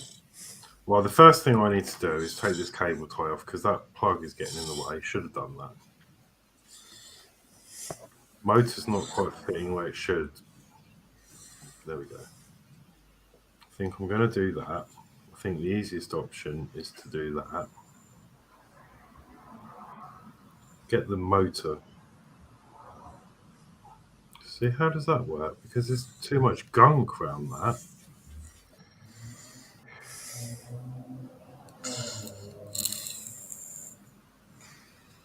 I can get the motor to fit. See, it fits that side. Oh my god. So there's so much going on. Let's just compare it to my other one. You may have to trim some of that off. It's like sealer around the edge of the motor, isn't it? I'm just looking at my other one.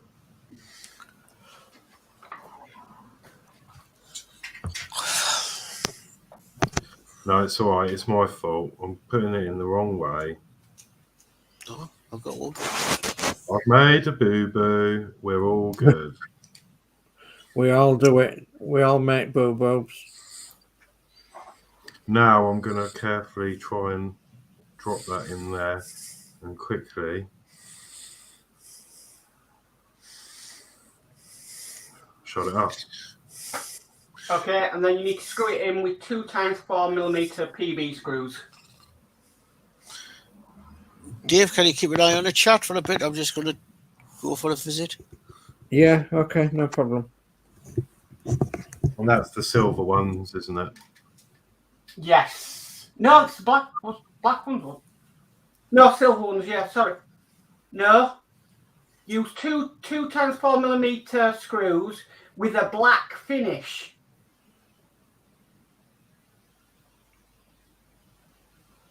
Oh, I'm getting really confused here. I think you used the wrong screws on the propeller. Right. Yeah, I think I did. That's probably why you turned around and said they don't feel right. Oh, no, because they're silver as well. Oh, it just says with a black finish.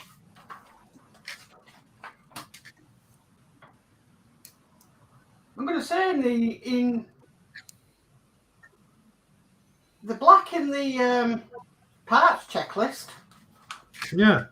Just realised they're silver. I've got 3 of them. So that's not right because there would have been 1 spare. So these silver ones need to go in here.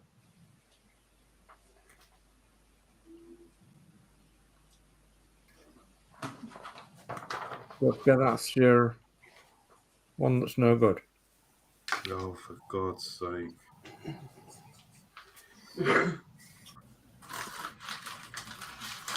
I will bring that chat up in a minute, Todd, but it's just a bit tied up at the minute for that. I'm getting a bit flummoxed with this. What's this?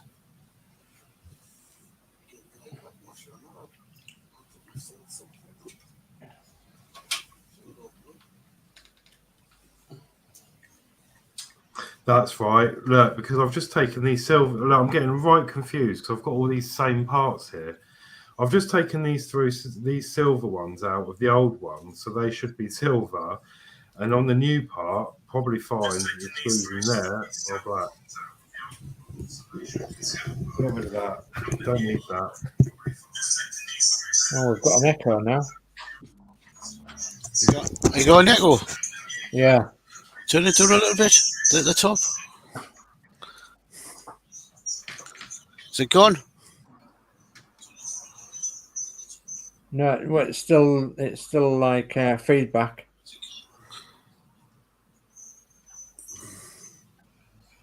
Come on, don't do this to me.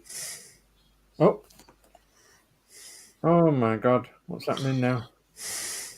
Camera went then for a minute. Yeah, my app's got funny on the screen. I've got a purple screen. No, it's still live, so we can still see it. Well, I can still see it, but it's jumping about a bit. I'll tell you what, I'll switch over to the so you get the sound. You know, my computer's doing weird things. Yeah. Gonna say, do you want to go out and come back in, or? Yeah, it is doing weird things. I think we should listen to Christine. Yeah. Yeah, I think you're going to have to go out and come back in, aren't you? Oh, that's all right. Yeah.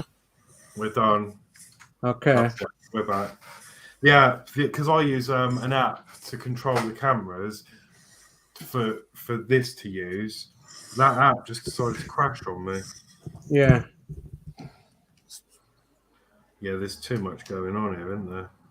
Okay. I haven't brought up that chat purposely, Dave, because there's so much going on at the minute with the various screws and what have you. Well, I'm just switching over to my other microphone, so because Warren's watching it on the big televisions, but he can hear the sound through here, so we're not getting feed. Yeah. Is he switching the stuff over? Yeah. Okay. Can you hear us okay? Yeah, Yeah. we can hear you all right. Right. I can put the headphones down. Just so Warren can watch on a big television and he'll get the sound on here instead of so don't get feedback. All right. So do you want me to pick up the chat? When he's ready. Where were you up to? Where you left off, where the star is. Okay, Todd. If you make a PCB with 2 of those 4066 chips, I bet you could solder GST micro plugs right to the PCB and then connect those direct to the bus lights. No stock PCB at all. Yeah, we had this discussion last night actually about this, but I've done so much work on that, the base and everything else. I just don't know if I've got the heart to strip it apart again. But I think I definitely would if it was a new build. Todd again. If you wanted sound, you would need a DF player or something. And then you wouldn't need to care about the timing of the stupid stock board. But never say never. You know, it might overcome me and go, do you know what? And the next time you see my bus, it'll be in bits on the bench again. Yeah. You just never know with me, do you? True. No. Todd says no worries. Crafty Chris, take a break for a few minutes. Crafty Chris, go outside for a few minutes. All right, Horlicks. So step A is the 2 housing parts 201 and 202 hold the motor in place on the propeller gear set. Yeah. 203 with the teeth of the cogs engaged. And then that is completed work. I don't know that. Neither do I. That is completed work. Gears and motor have been fitted to the spinners, complete with propellers. Part 205 will be fitted in a future issue. Store the parts carefully until needed. Right, so that's really nice. So this old one, can you see I've got a load of play on that? Yeah. It's wobbling all over the place, and that's, I think, damage from when it hit the deck. Yeah. This one is solid. Solid. And Solid it's as so well. smooth. Yeah. So now we can test this, can't we? Yes. If I can find the test board. Cross fingers, this spins, because the last one I had didn't. Keep it well away from the bench. Make sure your battery box is not on. No.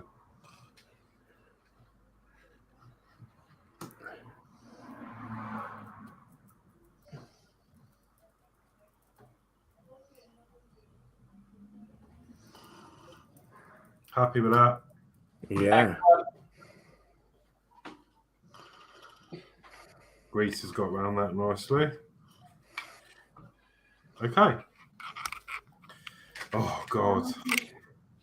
Can you put some detail on your phone? Okay. I think if everyone, I'm not really sure what you can talk about. Is there anything you can talk about for 2 minutes? I think I might take Christine's advice and just nip out. I'm absolutely sweltering. I just need to That's get a good air for a minute. Yeah, that's a good idea. So we'll talk about. I don't know whether this was brought up on the chat, Geordie, Dave. But I think. Yeah, hang on, I was just talking to my wife there.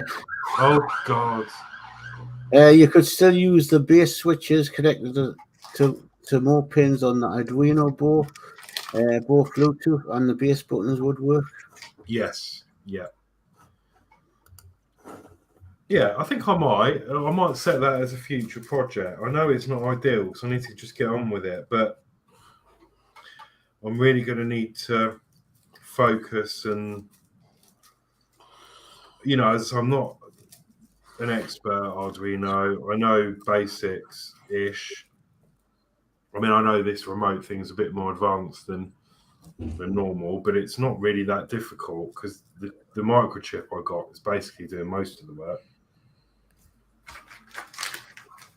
And you and Todd need to get together and have a chinwag. Yeah, I think Yeah. I'd love that.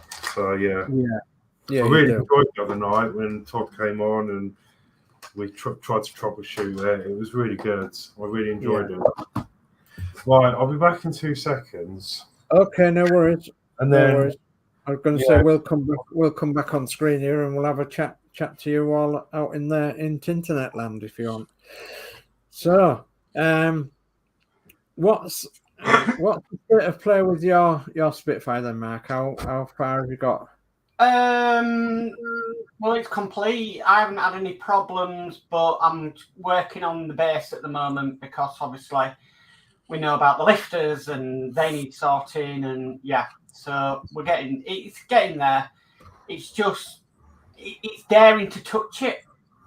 Yeah, that's the thing. I mean, mine's up to issue 92, and I stopped. I'm the same as you. And I thought I was gonna carry on with it when we got the issue 100, and then obviously I saw people's Spitfires were actually doing these weird things, and I thought, well, I'll wait. And anyway, we got I think it was up to issue 102, didn't we, sent to us, which is the start of the diorama base with all the bits added to the base, isn't it? And quite a few people have said, oh, they're not going to carry on to 120, are they? They're going to stop at the 100 and just have the Spitfire and produce their own diorama base. And I thought about it and I thought, well, I might as well just carry on to 120, do the whole thing, and then because I quite like the idea of getting the tractor, the Fordson tractor, and the battery starter kit and everything, and then the figurines as well. And I have been put off a little bit by the figurines. They look a bit pale, but I suppose you could sort of weather them a bit, repaint the skin tones and all the rest of it, to make them look a bit, Well, and black wash on them and give them a brush off. Black wash and give them a wash off, whatever's. Yeah, I mean, nobody looks that pale, even when they're real young, do they? I think with the diorama parts, they need maybe some sort of weathering because they way look too new. Yeah. I think the blue looks a bit too late. Yeah, well, it's like the tractor. I mean, I was explaining that the tractor and everything else that comes with it, vehicle-wise, will not have been blue, especially on a Spitfire green airbase. It should have been green. Should all these added extras. There was in blue uniform. Yes, was the personnel, but the vehicles that should have been green. So obviously that's it's camouflaged against enemy aircraft, because they found out early days that if something was blue on a field, it stuck out like a sore thumb, and it was an easy target. So they rushed around and painted everything green as best they could to make it blend in with the grass, because most of these airfields that the Spitfires were on grass airfield. And they just utilised the old World War I ones as best they could, and everything else. So and that's the way they found it out, was the fact that they stuck out like a sore thumb in the colour of blue, RAF blue, and then they decided to paint them green rather quickly. Yeah. Okay. So are you back? Are you raring to go again? I think so. Just on the side, could you do me a big favour, Mark, as you've got Yeah. the folder? Yeah. We need the issue where we screw this bit into the front of the plane. Obviously, I know we had a spare bit that we had to take off, but that's fine. Because I can't remember where the wire goes. Because if I remember, there's a specific place we had to run the wire. Oh, yeah. It goes down the right-hand side. Yeah. Yeah, And does it go? But it goes under that replacement part, doesn't it? I think so. To keep the wire down Yeah. and along. Yeah. Yes, it goes under the replacement part. But yeah, that's fine. Only if you can find it. So the idea now, to be honest, is just trying to refit this back into the plane. And this is going to be a bit of a retrofit and guesswork because I literally ripped it all apart in a rage. So not a massive rage. I haven't damaged anything. The way when the motor goes into the plane is issue 5. Oh, okay. Yeah. Oh, that's fine. Oh, actually, let me think. We might have to do issue 5. Don't you need to do issue 4? We do, but I don't have issue 4 because they were out of stock. However, Yeah, right. I think in issue 4, correct me if I'm wrong, we built this. Yes. And I've managed to salvage this. Right.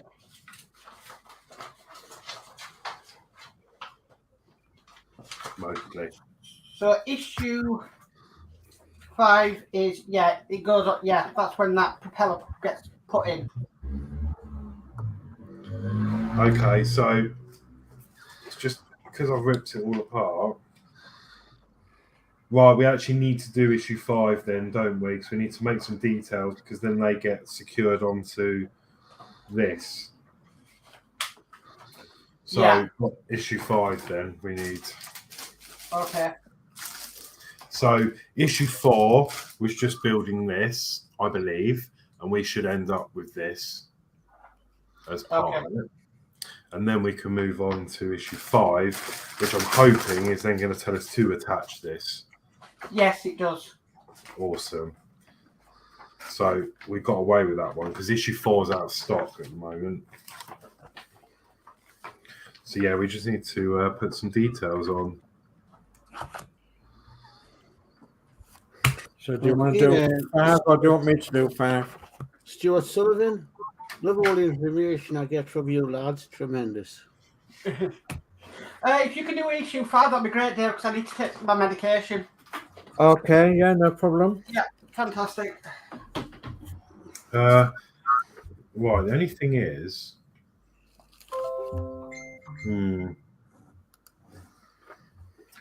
we need some silver parts. Look, were they in issue 4?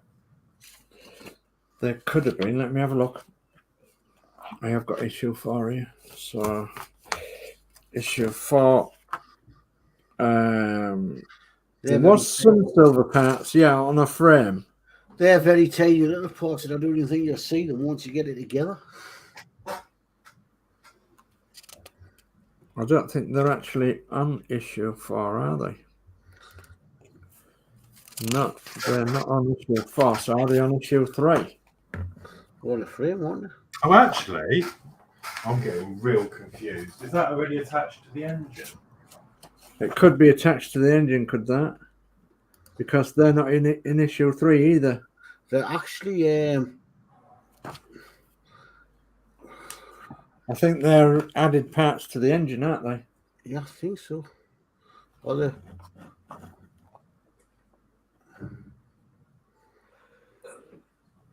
Not in issue I'm trying to look at that picture to see. So are they in issue 7? No, because you wouldn't have done the engine yet. Not an issue, sorry.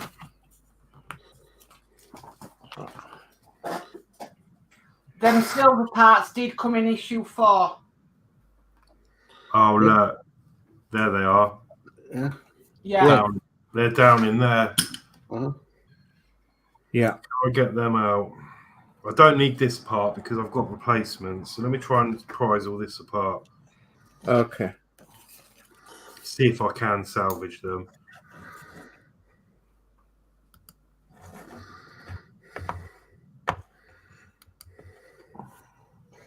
So I mean, it's a terrible mess. Just where I've had to rip this apart. Because we've got both of these parts in this issue. So I don't need them.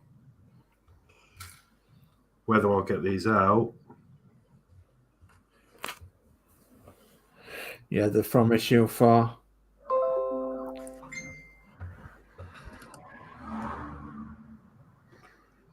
Dad was on the bus coming home. Jolly good. Just ask if he's had a good shift. See if he replies.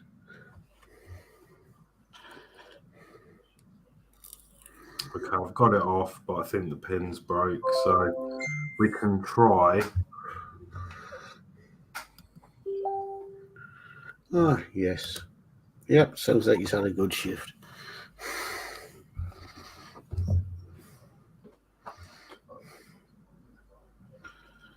The thing is, I think once they're in a plane, you know, you'll never see them. No, that's right. That is, you are right. But if I can attempt to put them on, Yeah. just gentle. I'm just trying to work it loose, the glue.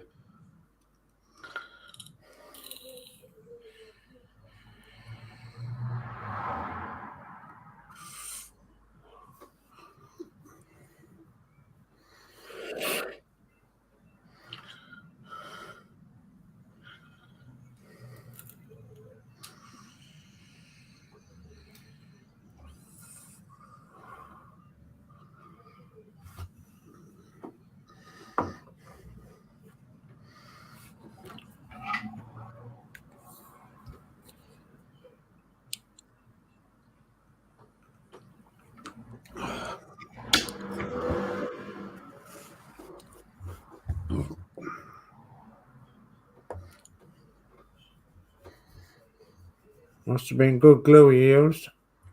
Where's that gorilla stuff? Ah, I did get it out, pin as well, Good. but I've bent it out of shape.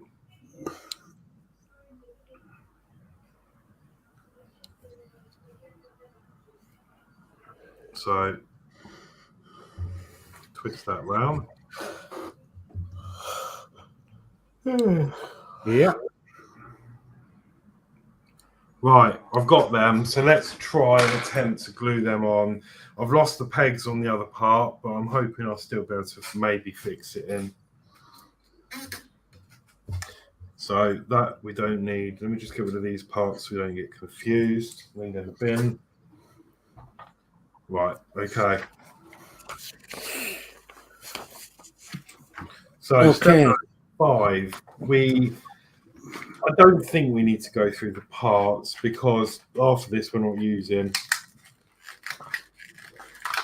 But we can go through some of the parts, I guess. I was going to say you need to go step 2 first to glue them 2 pipes on, don't you? Yeah. So the parts are here. We don't need. I might use this later on because it might be a better fit than the one I've got, but I'm not going to worry about that now. Yeah. But I'm going to need this silver part here.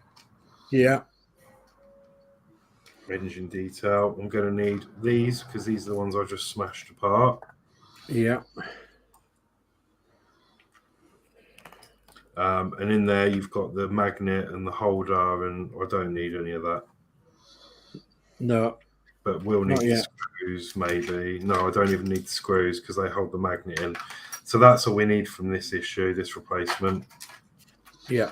And I'll keep that because my other engine cover is a really poor fitting one. So this might fix Might that. be better. Yeah. But I'm not worried about the bodywork yet. I just want to get all the electronics up and running. So, yeah, we are straight on to step 2 on issue 5. Step 2 on issue 5, then it says take the engine housing 504, carefully cut parts C and D from the frame 407, check the fit of parts C and D on the side of part 504 as indicated by the arrows. When you are happy with the fit, apply a tiny bit of super glue to each of the parts C and D and fix in place as shown above. So we've got to do them little silver pipes first. So it's getting the orientation right and finding out which one goes where.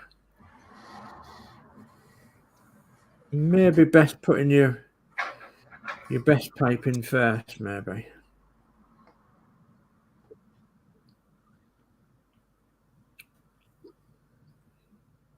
It's very difficult finding the orientation of this part, I do believe, Horlicks. Yeah, so you got in that hole and over into that one.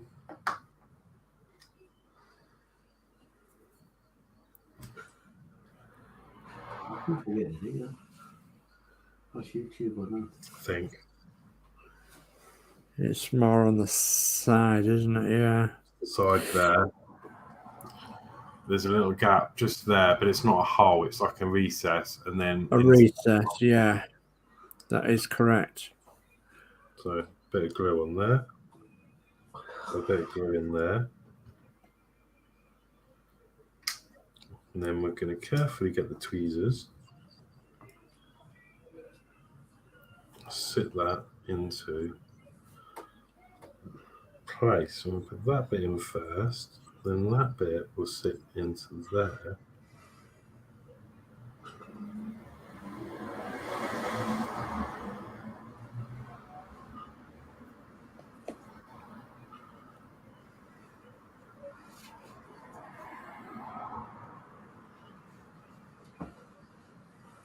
Hello.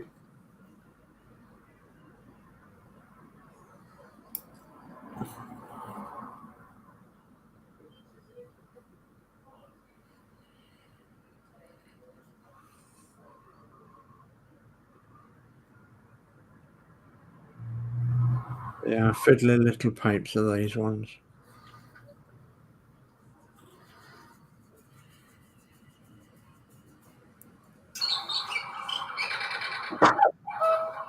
Oh, God. Right, Mr. Dean. I can actually not believe we've been going 2 hours. No. Don't seem like 2 hours. It's just started raining really bad here as well. Is it raining at yours? Yeah, really bad. That's Okay. taken an hour to travel over to you, Dave. Yeah. I'm happy with that. That has gone in. Looks great, yeah. Looks champion. Yeah, it does. So now we've got the other one at the side of it to pop in, and this is the broken one. This is the broken one that may not or may work. I was going to say perhaps pop it in the orientation that it might be seen, and then glue the other end down. So the end that looks like a pipe goes to the outside. Yeah.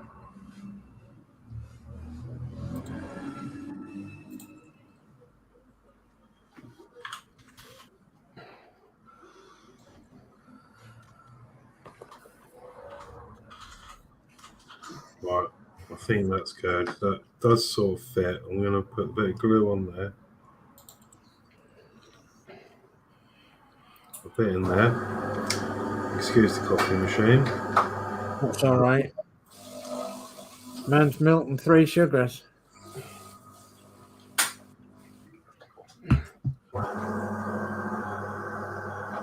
Sugar, Dave. And coffee, I like 3 sugars. I used to be 2, rubbed out to 1 now. Yeah. I don't have sugar and tea, but I have it in coffee. I don't have sugar and coffee. Ooh. I need to sweeten my coffee over it.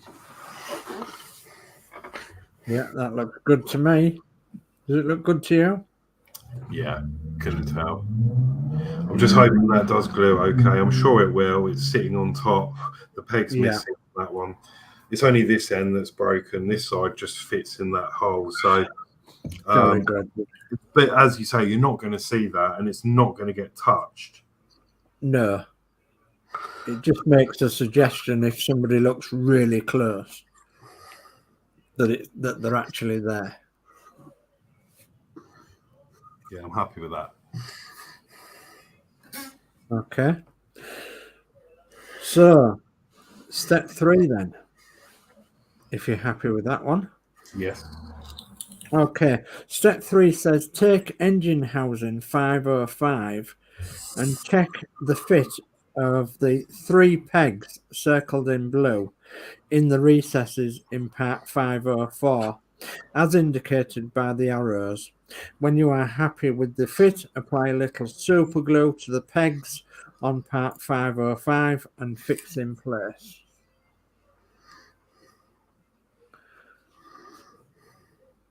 Yeah, I could just see the 3 pegs then. Yeah, you got 1, 2, 3. Yep. Now we'll go across that in there like that.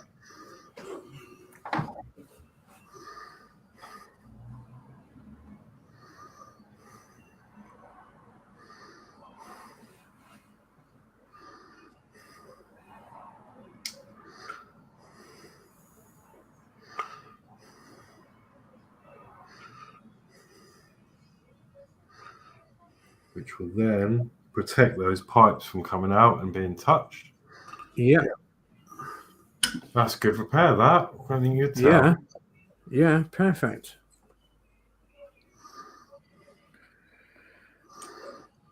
Still waiting to dry. I'm going to get a clamp on that, I think, just for a minute. Yeah, just give it a minute with a clamp on. It'll be all right. Okay. Yeah. Okay, so in step 4, you're going to need your propeller. Okay. Which is here. Yeah. And this is going to be a little bit more awkward because it'll be black parts on black parts. So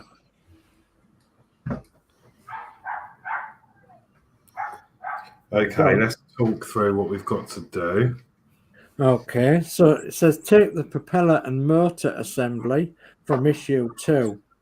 The assembled parts 504 and 505, which are in your clamp, fit between the motor and the nose cone, as indicated by the arrow in the left inset.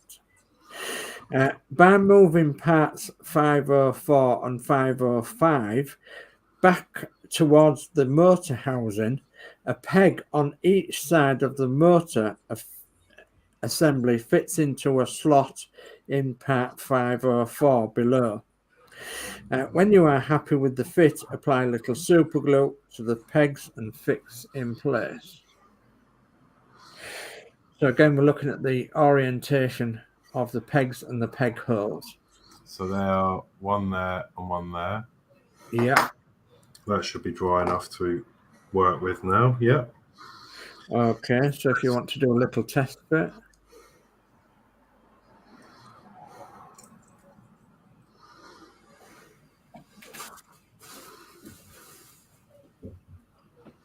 Yeah, perfect. That'll fit in like that. Okay, jolly good. So then you need to apply a little super glue to the pegs and fix in place. I'm going to put the super glue on this part because I don't want to get glue down anywhere near those cogs. Yeah. If I can help it. Mind you, not that it'll stick because there's plenty of grease on there to protect it from that.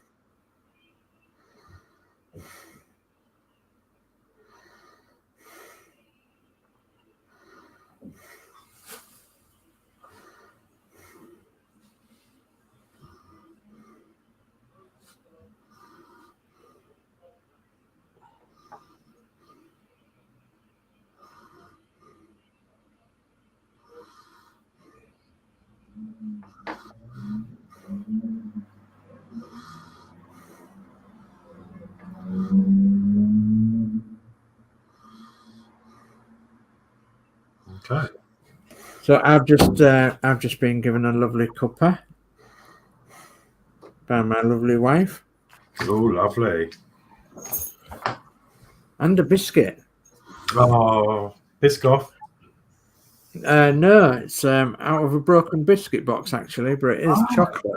Oh, I love them. They're quite cheap, aren't they? You get a massive box for a couple of quid. Yeah, they're really good. I love it. Right. I normally I don't get the chocolate variety. I'll get the other one. And then I love it when there's loads of jam rings in there. Oh, yeah. Other brands available. Yeah, of course. So, that's that done. I'm happy with that. And now that's in place, there's no chance of me knocking those silver details anyway. So they're still there. They look as new, even though I've had to force them out. So I'm happy with that. They look grand, don't they? They look grand. Okay. So I suppose we're on to step 5 now then. And step 5 is you're going to fit the housing 507 over the motor housing and assembly from issue 2. And it says note that there is a peg on each side of part 507 circled. Yes. And it says move part 507 forwards towards the cog as indicated by the blue arrow so that the pegs fit into the recesses in part 504. See the inset. So they look like that. And below left.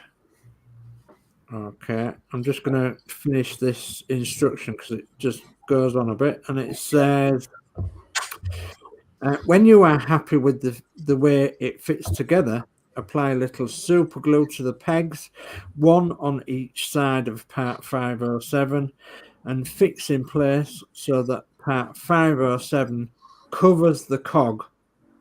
See below right. Yeah, that fit perfectly. I'm just going to put glue in the receiving holes. Okay, I'll let you do that and then we'll let it set for us a second or two. Push that on there, slide it forward. Nice snug fit. It covers the gear there. Okay, I'm just going to set that down, let that dry for a minute. Yeah. I do enjoy these issues. Okay.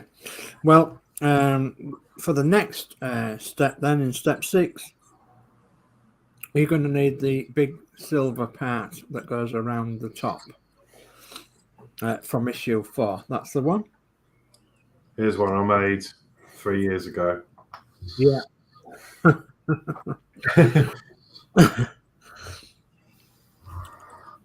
So when you're ready, we'll do step 6 in a minute.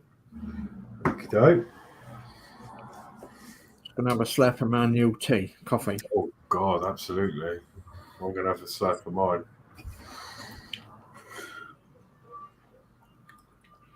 Oh, another little cat. Okay.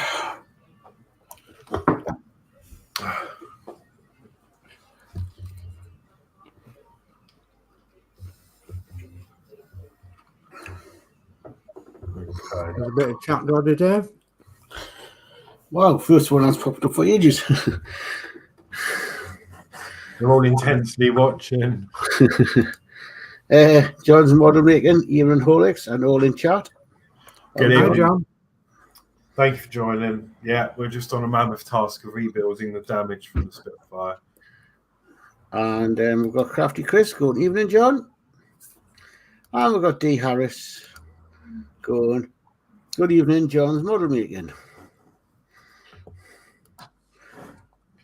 That's me sitting on the chat again, waiting for the next lot. Okay. Okay, I think that should be. Let me just give this a poke or a pull. Oh yeah, that's stuck. Okay. Jolly good. Right. So step 6 then says, position the parts assembled in issue 4 over the motor and cog housing so that the open arch of part 408 fits over the cog housing 507. See also the next step, showing the piece in place. When you are happy with the fit, apply a little super glue to the pegs on assembly 405 to 408 and fix in place. So unbelievably, I managed to get this off with the pegs intact. Wow. So that should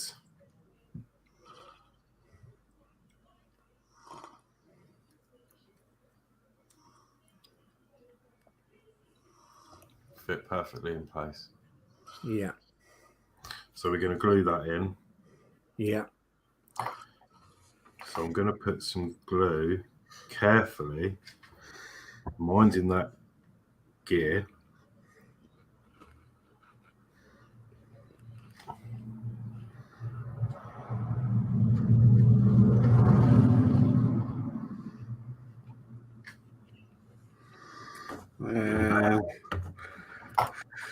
Dave Mac build, evening John's model making. John's model making will stumble across your show Horlicks after completing some repairs on my Spitfire. Oh, amazing. Yeah, it's, as you probably saw from my other video, the cable kept breaking, so I fixed that. Then taking it apart, the landing flaps, the cable for that, where I'd had it apart so much, decided to snap. So the crimp on this side decided to come off.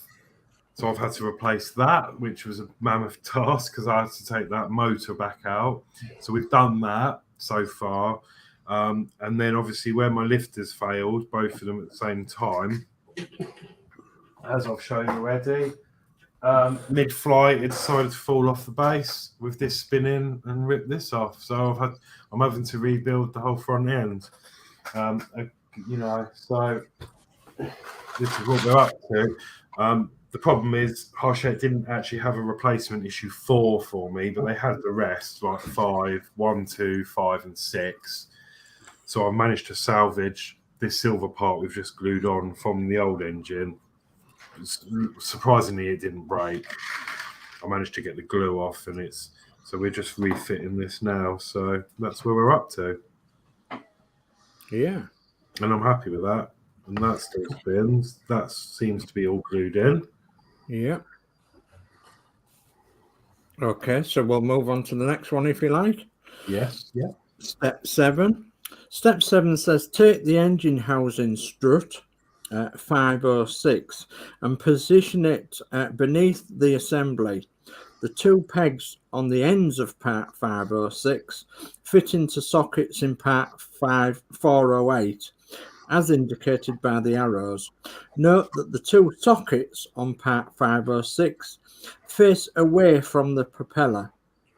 When you are happy with the fit, apply a little super glue to the pegs and fix in place. So that will go on there like that. Yeah, with the 2 pegs facing away. Yes, that's correct. So I'm going to put a bit of extra glue on this because when I put the old one of these off, I did lose one of the pegs in one of this hole. And I don't know if you can see, this one is slightly wider. Because I had to get the Dremel in there to drill that hole back out so this new part would fit. So I did that pre-stream. Yeah. There's a little more chat if you want to bring that up, Geordie, Dave. Yeah, John's model evening Dave Mac builds and Crafty Chris and D Harris. And John again, it's a disaster this build. Hopefully Hachette will learn from these failings, but I won't hold my breath. Yeah, and I actually sent them a massive email about these issues, and they basically sent it to the build experts, and they basically said nothing wrong with the model, there's no issues, and they can't replicate them, which is unbelievable because so many people have had problems with cables. Maybe not so much the lifters yet, but I think that will come if you don't check it. Have a look at them, because I know I did after I did that video. I know Dave Mack checked his, and his was loose. You checked yours, Mark, and one of yours was a bit loose. Well, the one was right, wasn't it? But the other one was a bit loose, and then someone else did took theirs apart, and they were half out, and they just can't. I just can't believe it. But the outcome of it is I've actually asked for a partial refund, because my plane is never going to be the same as it was. A lot of plastic screws are not going in their housings anymore, where I've had that part so many times. Yeah. So I'm going to give it to John's model making, because I wasn't here when he came into chat. So evening, John. Dave Mack builds, John's model making. Hope you don't have any problems with the zero build like we have with the Spitfire.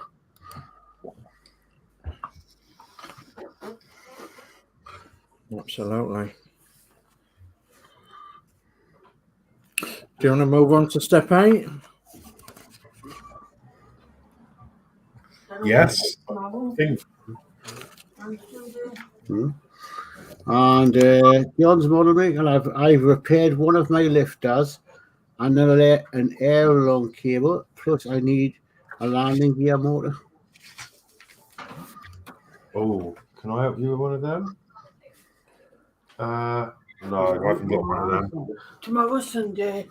Off Monday, Tuesday, Wednesday. So.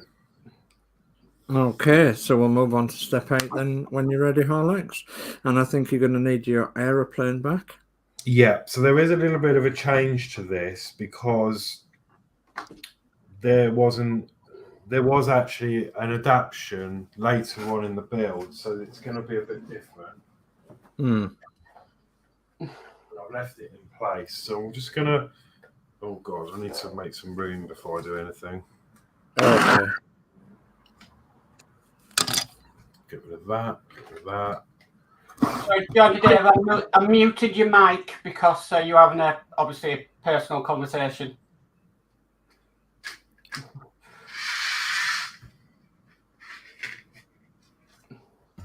Sorry about that, I forgot to mute. No, it's fine. It's just like you're having a personal conversation with Gillian, so I muted for you. Right, so this is where it's going to get complicated, because how this all comes out, I've got no idea. I've had to take these out to get all this apart, so I need to work out how to get that back in, plus the engine. I think there's some more bits I need to glue in, actually, but we can do that after this bit, hopefully. Hopefully, yeah. So... Okay, so... step 8 then says from issue 3, it says take the lower fuselage assembly from issue 3 and fit the motor and the propeller into the fuselage so that the screw holes on the motor housing part 201 and 202 align with the raised screw sockets on the lower fuselage 301, fixed in place with 4 PM 2x4mm screws. And I'm just looking now that you've taken the screws out that you've saved. Yeah, I'll put them back in. So they are the 4 screws, aren't they? Now, what I can't remember is whether the engine sits on top of this, or whether the engine goes in and then this sits on top of that. No, I can't remember that neither, and I can't remember which issue it was. So we may need. Is there anybody in the chat that knows that? I think that came in later on. To save us looking. We'll put the old piece on first, and then want to replace it with that piece. So I think you'll put the engine on. I think you'll put the propellers on, and then that on top.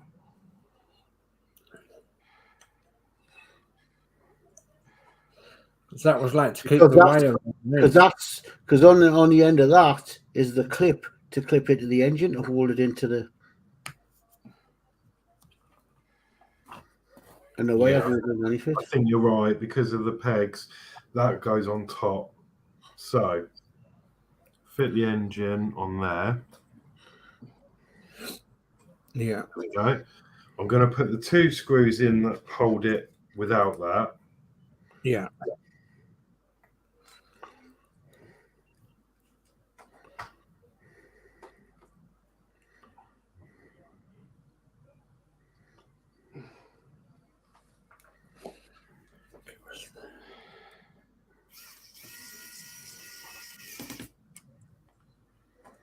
I will tighten them up with a manual screwdriver in a moment. Okay. I don't know where we was up to, Dave, with the chat. Not bad. I know. I know I'm up to here. Dave Mack, when it comes up, said so do I. And then Dave Mack, at John's model making the undercarriage of my Spitfire is permanently up as the black wire came out of the plug, and I'm not messing about with it anymore. I'm done with that stage now. Okay. Yeah, and I think that that bit with the clip goes in the other 2 behind me because that's got a bit that holds the engine in.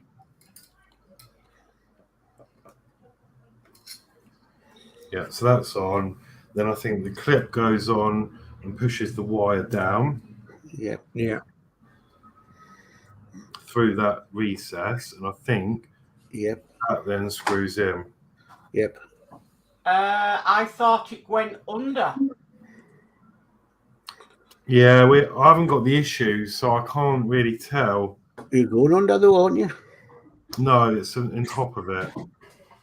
No, I think Only because these holes at the top are countersunk. So that's why I'm guessing that just goes on like that. Well, it is it's underneath and out of the way, isn't it? It's on top of the motor. I think it went under. Yeah, but what I'm saying is it's got countersunk holes, and it looks like these screws fit perfectly and flush in the top of it. Hang on, I'm checking. Did it pull over to the side a little bit? The wire. Yeah, Sure, we had to undo some screws. yeah, that goes on there, pushes the wire back through that middle portion. Mm-hmm. I think, and it sits just like that. But we're confirmed. I think that's how it went. Can't remember when we did that. It can't have been too much further on. I'm just checking for you now. That's all right. No rush. You remember that's the second part because we changed it, didn't we?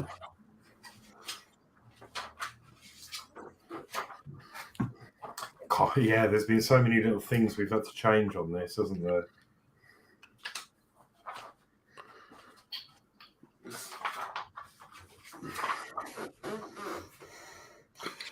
Because that cable is going to run down that side of the engine because it's going to clip right into that corner when you put the extension on. Yeah. Yeah, I'll have to do that. I think it goes down there, the cable, under that pipe, and then I think it runs just under there, and then it plugs into that. Yeah.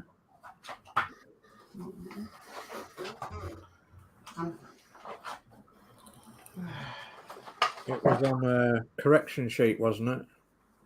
Yeah. Yes, it was a correction sheet. Yes, you're correct, Dave. Got to find the issue with the correction sheet, innit? Oh, there's a... Sorry, Geordie, can we just jump down to the last bit of chat just for a minute before we go back up? This one... Dave Matt, he's going. Oh, Dave Mack, where's good? Dave Mack, I'm going to say good night, guys. You're doing really well, Horlicks. I'll catch up with the video tomorrow. Good night, all. Thank you. Night, yeah. Yes, Thank you very much. Thanks, Dave Mack. Good night. Good night, Dave. You're right, Dave. There was a correction sheet. I'm just trying to find it. I can't remember what issue it came in. John's model making this will look as though it's inflated. Dave Mark's build. Dave Mark, that's true, John. The diorama won't look right now, but they're maintaining the plane when it's in flight. LOL. Well, that's what I don't understand. Mark found this out when he built his. So when the plane is on its base and you've had a flight with it, and then it lands, that's the time you want to really be setting out your diorama around it. Yeah. And then as soon as you turn off the remote, it sticks the landing gear back up. Yeah.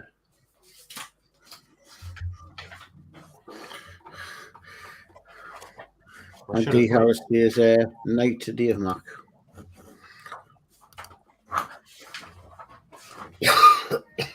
Yeah, I really should have paid more attention to this when I took it apart, just to remember. But I think you were right, Horlicks, to go out under that, on that side, and then it goes under the engine and it clips into that.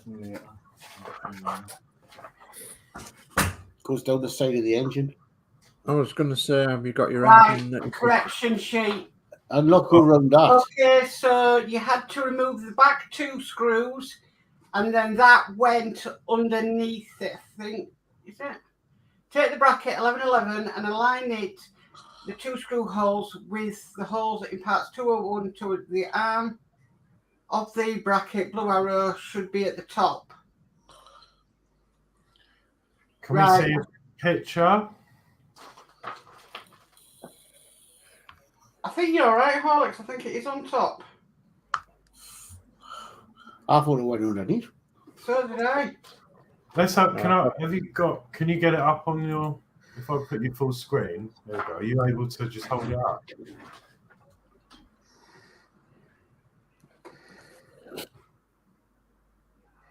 It's on top. On top and running around the other bit. Yeah, that's fine. Yeah. All right, lovely. Thank you. Yeah, that's what I thought. It fits okay. And the only thing that gives it away is they're countersunk. And they fit the shape of the screws. Unless the old one, it was going underneath. Yeah, it could have been. Right, so we've got that sussed. We got given longer screws as well to accommodate that. Yeah.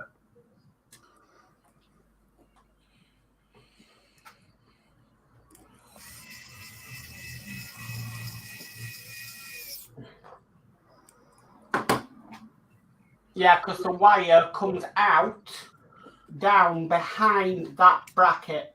That's right, because there's like a little groove in there, so it sits nicely in there.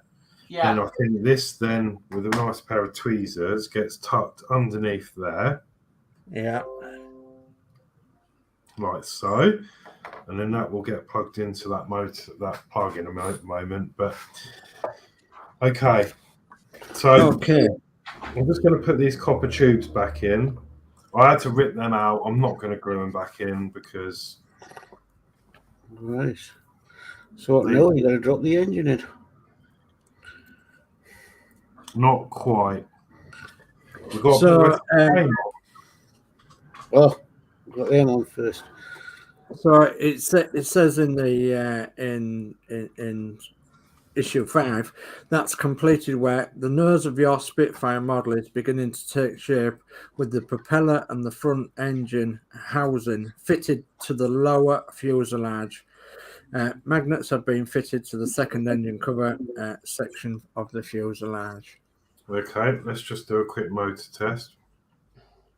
Good to check as you go along. Watch your fingers, watch you don't catch anything. Yeah.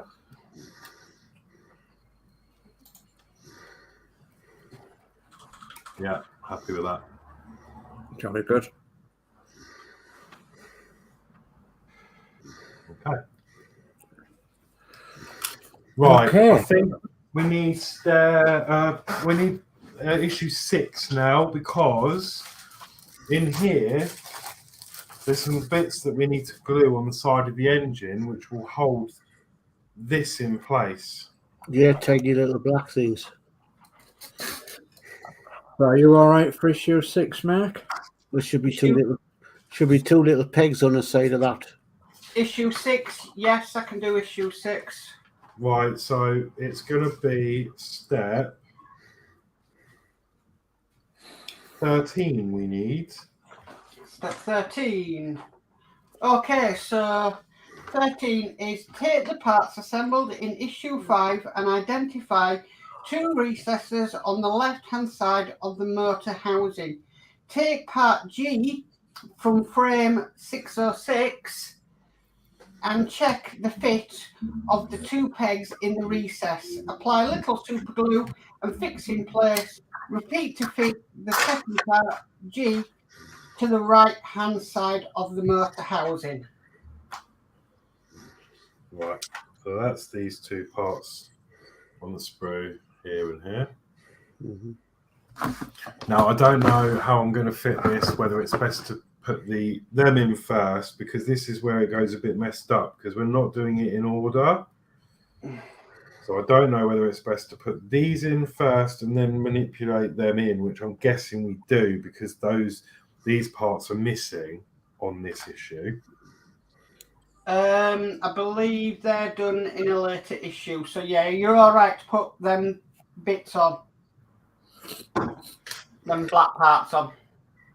Yeah, all them green parts to go on when the engine's actually in. Yeah. But on the other hand, I need to make sure. Well, I'm going to move that out of the way for a moment.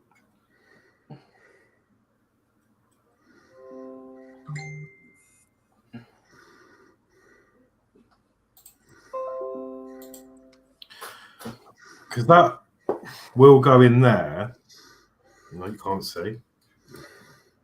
The problem is, I'm not sure if there's going to be enough room to get that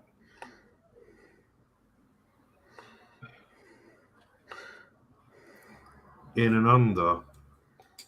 We might have to take all this off and redo this. Right, let's just go with what it's telling us to do for now. So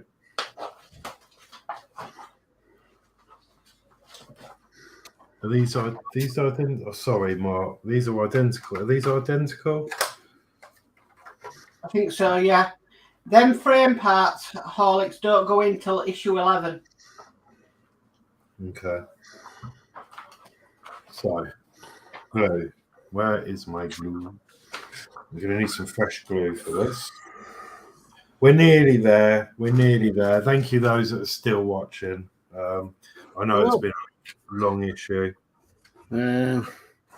John's model been coloured fighter part in any of the issues 1 to 25. That was we were looking for that part before. And we'll have Dano's University. And hello everyone. I'm back home now for my first day at work. We'll catch up with the rest of the show stream later. Hello, Dano. Hi, Dano.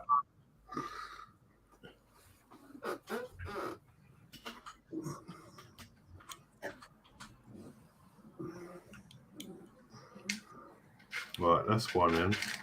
So I'll just get the tweezers out and I can fix that on.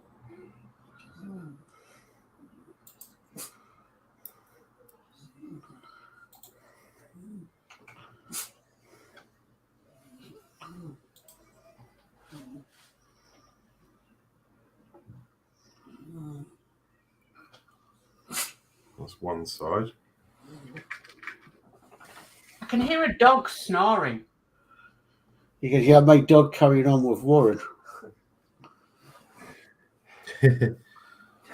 Not ours. She's going, She's carrying on with Warren. Ah. Having a fun bit.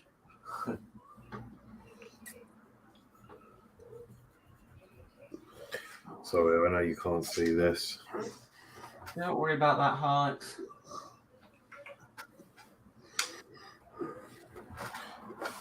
I need to turn this round so I can get a good angle on the old tweezers.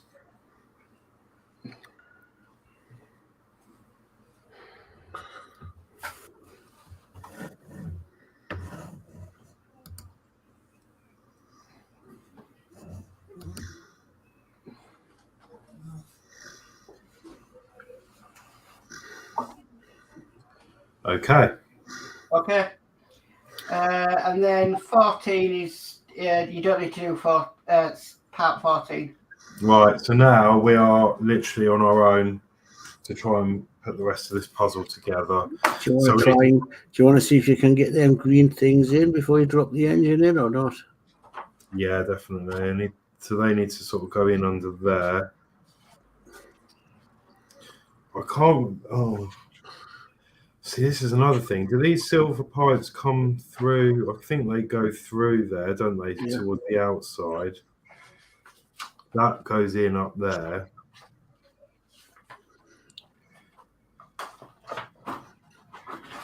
Let me undo this main screw to give this a bit of play. This is where they all fall out.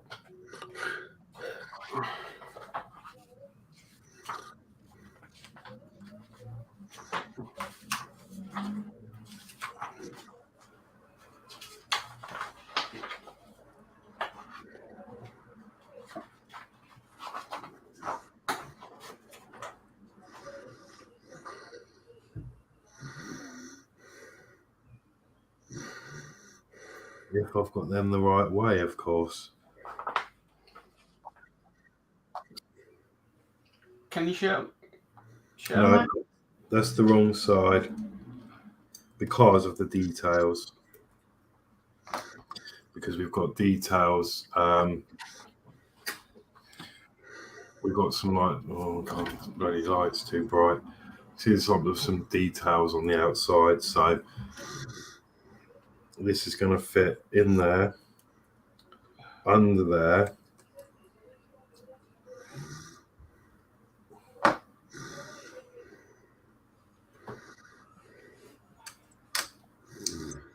Yeah, this is going to be a pain. I can feel it in the waters.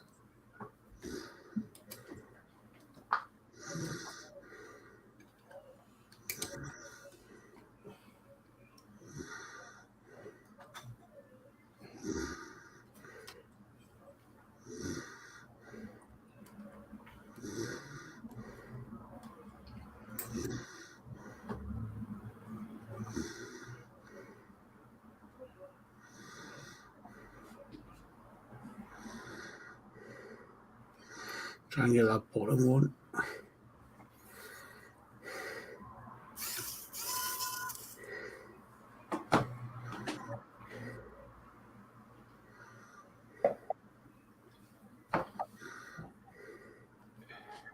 I knew this would probably be one of the hardest bits to do.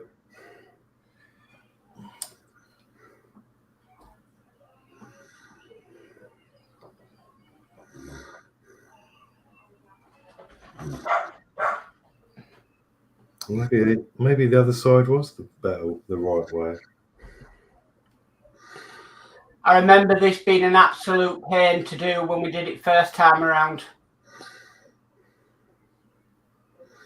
I think we wrapped a rubber band around it. Yeah. Flat side to the end. Right, sorry to be a pain, Mark. Did you say issue 11 we put these green parts in? Yes, that you're working on now, yeah. Would you be able to just have a look and see which way these details are facing, if it shows in the mag? Right, show it to me again. So, one side, this is the bit that connects up those plastic things. I've got one dot on one side with the tag that way. Right. Closer to the inside. Yeah. And then on the other side, tags further to the outside with some details on there. But I don't know whether that's that side or that side. Right, I'm just looking. I think they have tags, I've got to be honest, because I've got to go underneath that thing. Yeah. One hole, it looks like one hole is showing on each side. So, right, so basically you should have a hole showing, and then on the bottom should be like 3 rings. That's the hole. Right, where's the hole on that? I can tell you which way. Right, on the part. On the pot at the bottom. Right, Horlicks, that's that side. That one is for the other side. This is for this side. Yes.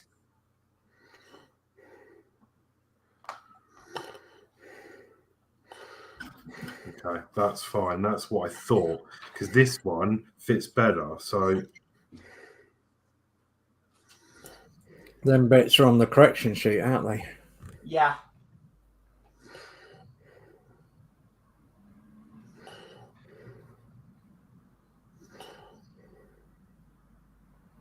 That looks like it went in a lot easier. did, but it's not quite. I think because you've pulled them out, they probably need super gluing in, do they?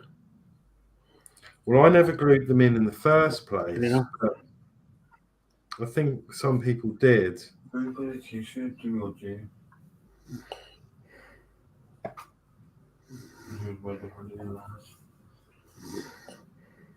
Right, that's in. So I need to now try and get the other side in without that side falling out.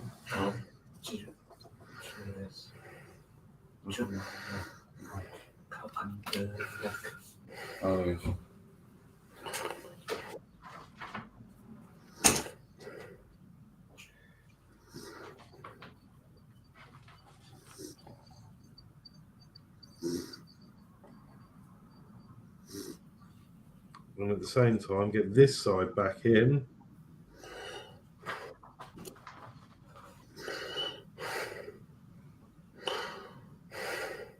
It's a Chinese puzzle.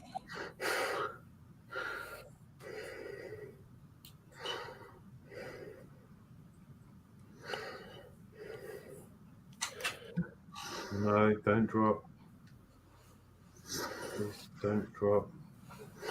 And then get that middle lockdown.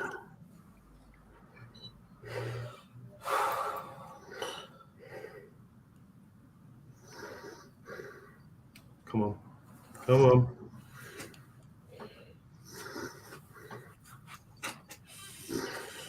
Now that's come out. They do say in these instructions on the correction sheet that to loosen the screw on that like U-bend thing. You did? Yeah, Like I've done that. Thank you. Yeah, I did that. Yeah, it's enough. Once you get it all in and out, hopefully tighten the screw, it'll lock everything in. Hopefully. Fingers crossed. It is doing.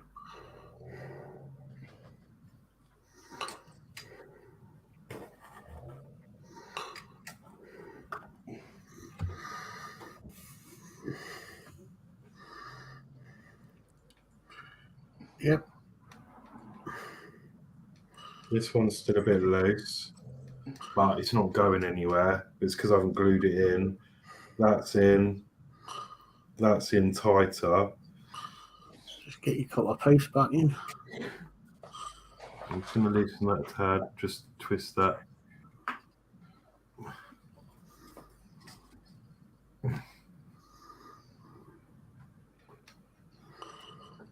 Do you know what? I'm happy with that. It looks okay. I'm not doing any more to that. It's in. Get your copper paste back in. I'm not gluing them in. They're just going to sit in there. Yeah, but you're not just sitting in.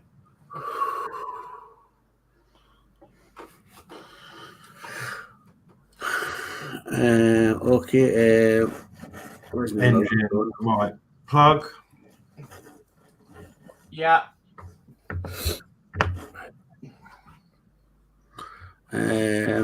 John's model making. Patience is a virtue, Horlicks. Yeah. Cars are much easier to build, just like the DeLorean. LOL. I wouldn't have never built the DeLorean, so. Oh, well, that's interesting. I'm supposed to plug them in. So. God, this is going to be hard and all. Take your time out, Horlicks. There you go. Then, if I remember rightly, that needs to be tucked under there. Somehow. Yeah. That gets pushed under there, like that. It does. Oh, God. I think we're back in action. Now, engine, I had to rip it out, literally. Yeah. I had to cut these black pipes off because they were carefully glued in the front. I could probably put them back in, but am I? No. Just get that engine drop in. I'm hoping the engine will just drop in. You're not wanting to glue the engine in? Not at the moment. No, I think I'm just I think gonna. once you get all the top and the sides on, it'll hold it.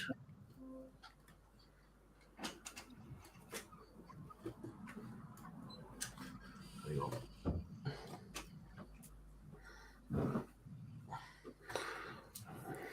That sort of goes down into there, and then that lines up at the back. If I can get that in, push that down, and push the whole thing forward. Yeah. It's loose. Oh, mind you, that is really loose. I was hoping I was just going to sit this in.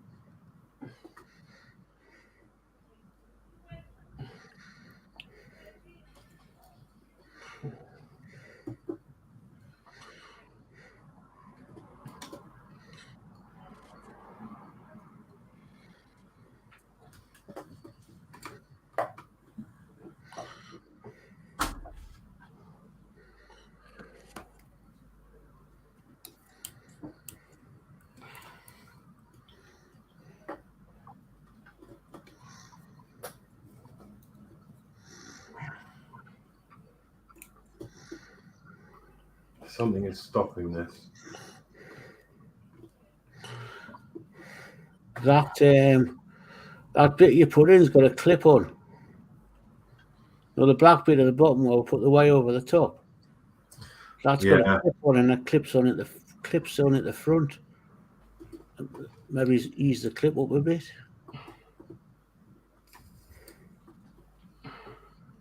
Yeah, I see what you mean. Because you're supposed to fit it in at some sort of angle, aren't you? But then that was already there, though, wasn't it? Or not?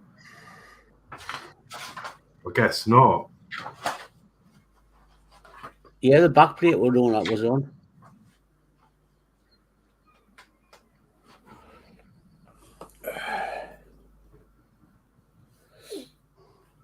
So it sort of goes down at an angle, clicks in, and then goes back. But I can't see how that's going to happen. So the only thing I can do is cut that off. It's because we slid the engine in issue 13. It says, take the nose assembly from issue 12 and the engine assembly from issue 11. Check how the engine fits over the motor housing pipes along the top of the engine. Align with the ends of pipes on part 408 red arrows. Note that the base of the supercharger circled fits over the raised rim of the engine bearer. So the only way of this fitting is to cut that tab off, I think, for me right now. Is it that tab that's stopping it? Yeah. I can see what it has to do, yeah. It goes in... There's a cut out there, and tab goes in like that.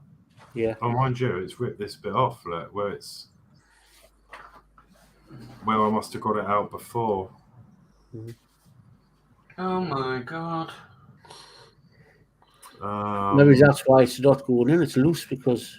Maybe you should tighten that in. Yeah, Tighten that in, tighten that or glue it back up. Maybe that's what's making it feel loose because it's not gripping onto it. No, because I can't get enough angle to get it in and then fold it back down. Yeah. So being loose is actually doing me a favour in a way, but it's not enough.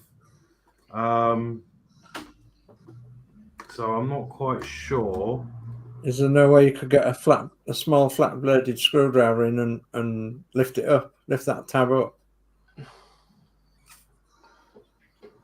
I'm just wondering, how does this bit come out? Is there just a couple of screws underneath, or is it going to be, or is it a mass?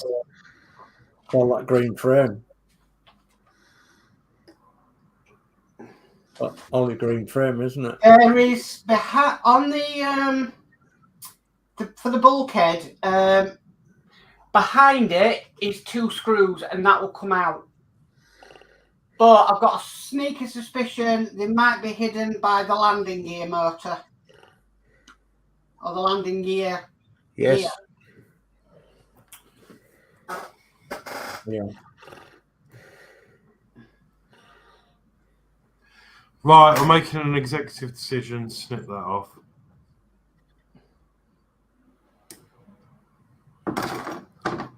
And are you gonna glue the bottom of your engine back on? Yeah, I will do. I think so. That's still not enough to. Yeah, there you go. Yeah. That's now fitting a lot better. Yeah. That's how it's going to stay. That's how it's going to stay. We got an engine cover that drops over the top of that. Yeah. Yeah. Cover on that side and over the top. Which is. Where's your bits of detail for the top of the engine, Alex? There. There. What? Which bits? You know, next to the silver wires, Yeah. it looks like glue to me. It is. I had a big mare trying to get this engine out, built. Yeah. I put on this, and when it all came apart, the whole engine came apart. So to fix it, I've had to put loads of glue down there, Oh, which has okay. made a terrible mess. Painted black. Yeah. I said, Yeah. yeah, I'm gonna, when I've got time, I will maybe weather it or put some wash on Yeah. it, Yeah. just to make it look oily. All Yeah. right. I've got to be honest. For mine's just sitting on the top, loose. And I said, well, once the flipping engine cowling's on, it's going to cover it. Yeah.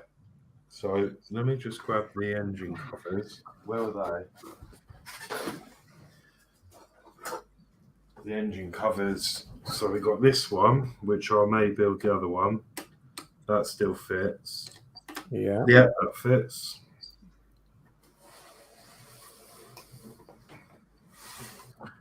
You know, it's just got to the stage where it's a shame because this isn't my quality of build, and I'm really annoyed at that.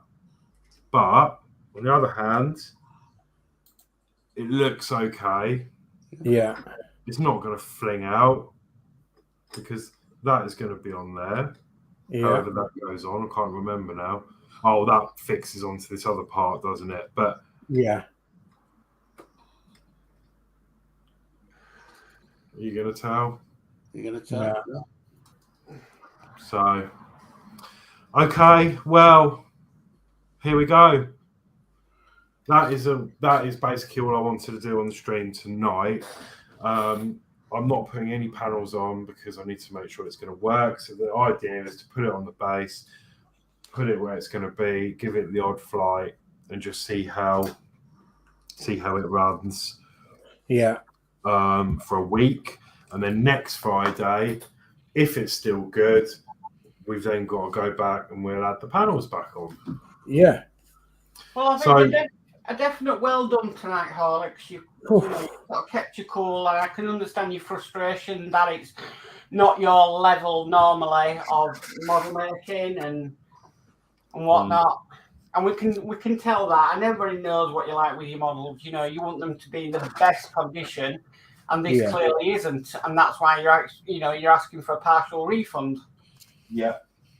Yeah, So- exactly. I mean, see, these are the parts. See, I just cut these off, which are the bits we had to re-glue and broke the pegs. That's the other bit the peg broke on. That's that other bit fitted. That's why I needed replacement issues, just to get all those bits. Yeah. But for now, I'm not going to leave you without testing it. Let's get it back on the base and see what it does. Jolly good. We'll catch up with chat while Horlicks is getting his base and getting it on there. Yep. Okay, George Maltmaking, good luck with the repairs, Horlicks. I look forward to the completed build. Good night, all. Oh, night, John. D. Harris, night, John's model making. Crafty Chris, good night, John. Stuart Sullivan, still looking absolutely fabulous, Horlicks. Yeah, absolutely. D. Harris, engine might move about and vibrate when playing in flight mode. Glue in place only, probably tell when you test. Yeah. I might see if I can fix that in somehow. See what it's like when you test it. I'm going to take all this off for now because this is all going to rattle because the framework isn't in. And Warren James, well done, Horlicks. Everyone hit the thumbs up button. Absolutely, yes. So, Well, we're hitting the 3 hour mark. Yeah. this is the bag I ended up with, guys. It is still full of issues to replace. Yeah. for the bodywork because I haven't got the wings. I'll have to reuse the wings, but right, let me carefully put this on its stand. I have fixed the lifters, so that shouldn't be an issue today. No.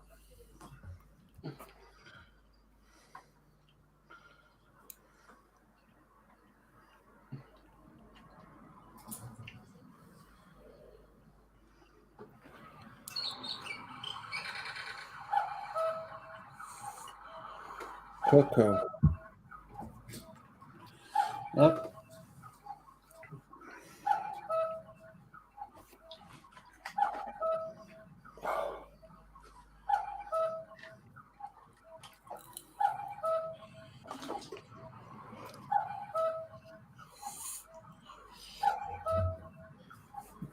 It's a bit of wire.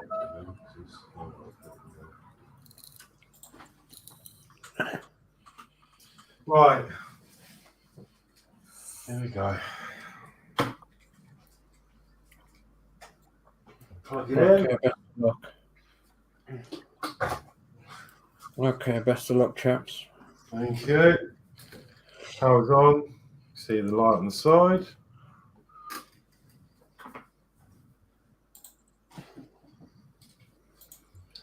Let's turn it on.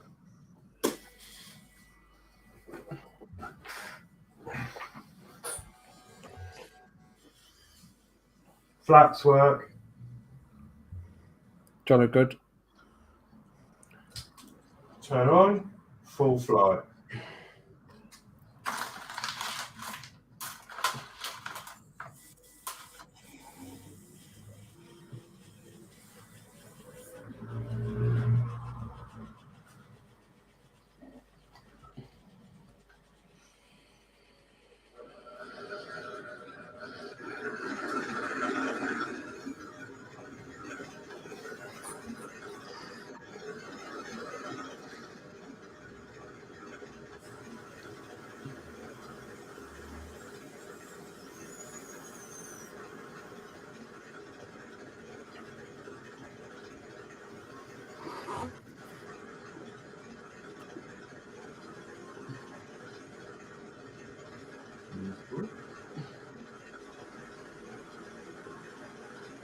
I'm watching this on a big 55-inch screen.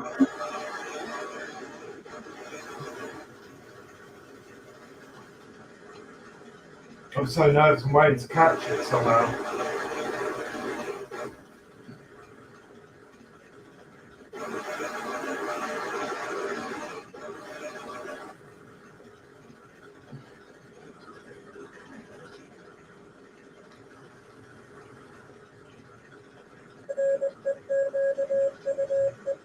Flaps went down at the back.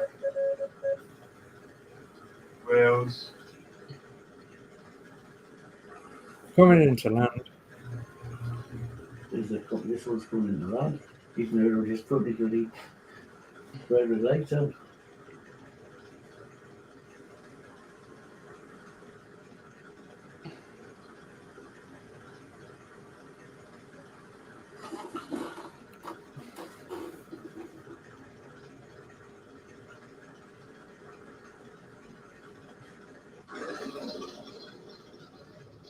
Flaps went up.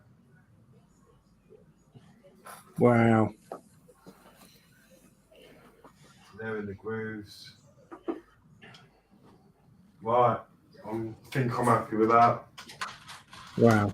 One more for luck, and then we'll call it the end of the show. Okay.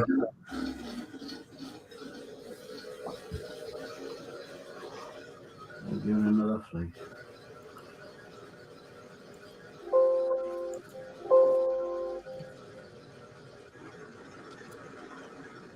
It's like landing here on that as well.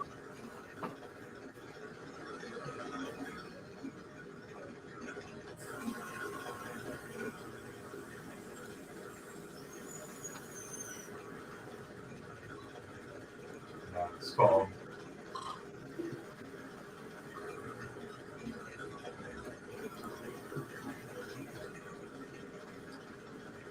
It's really quiet, actually. It's quieter than it was.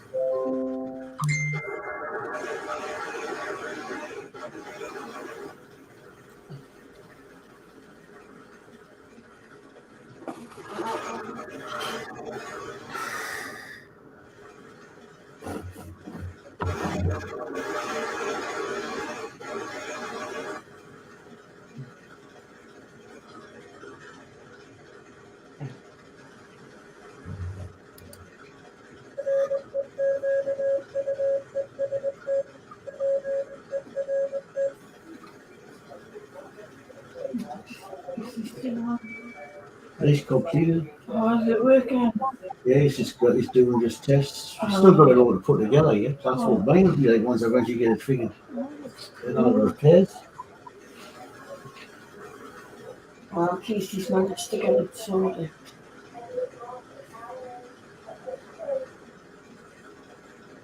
Yeah. Super.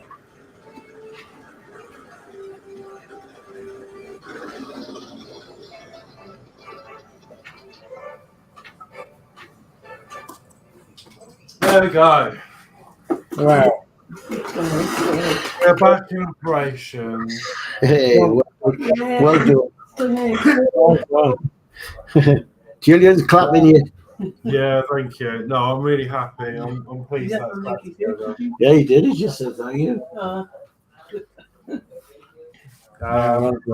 Goodness I've got, me.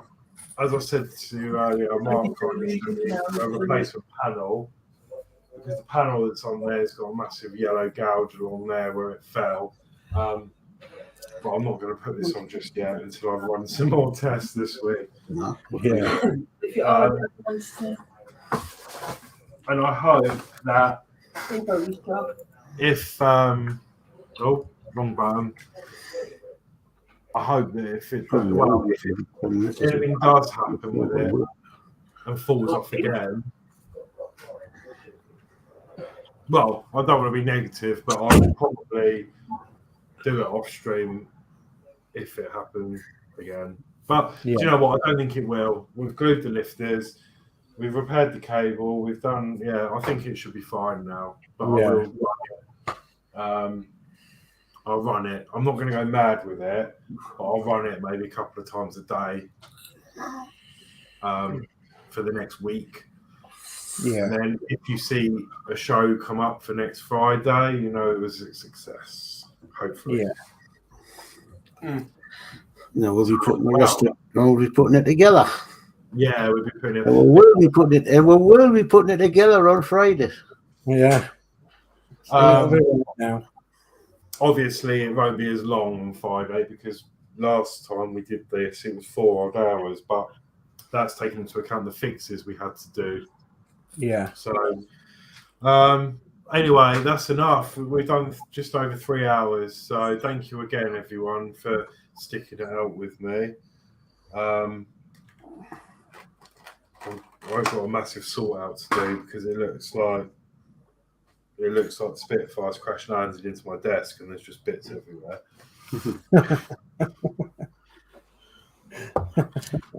Well done, Horlicks. So wow, is there any more chat to catch up on before we? All right. I've got to think where I went up to. I've got a blinking mark, all excitement.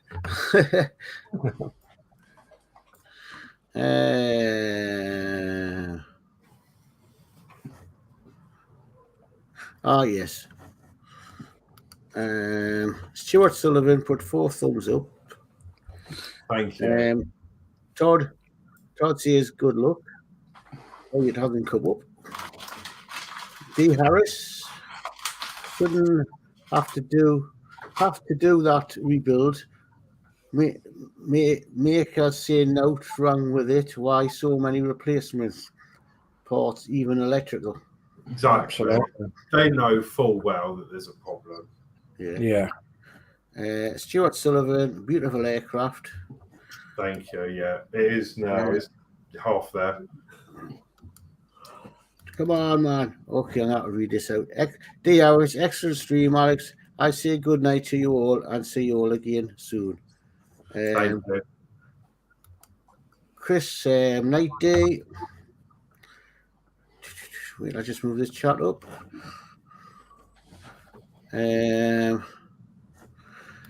Todd says, crazy nice. Thank you. Stuart Sullivan, night day. D. Harris, Crafty Chris, good night. Not going just yet. Stuart Sullivan, night guys, brilliant show. Thank you. Thank you. Todd, night D. Night Stuart Sullivan. D. Harris, good night to Todd. Stuart Sullivan, what happened, Horlicks? How did it break? Oh, I did a stream about the lifters.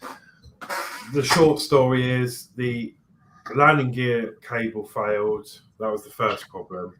On fixing it, I put a new one in. That broke. That failed.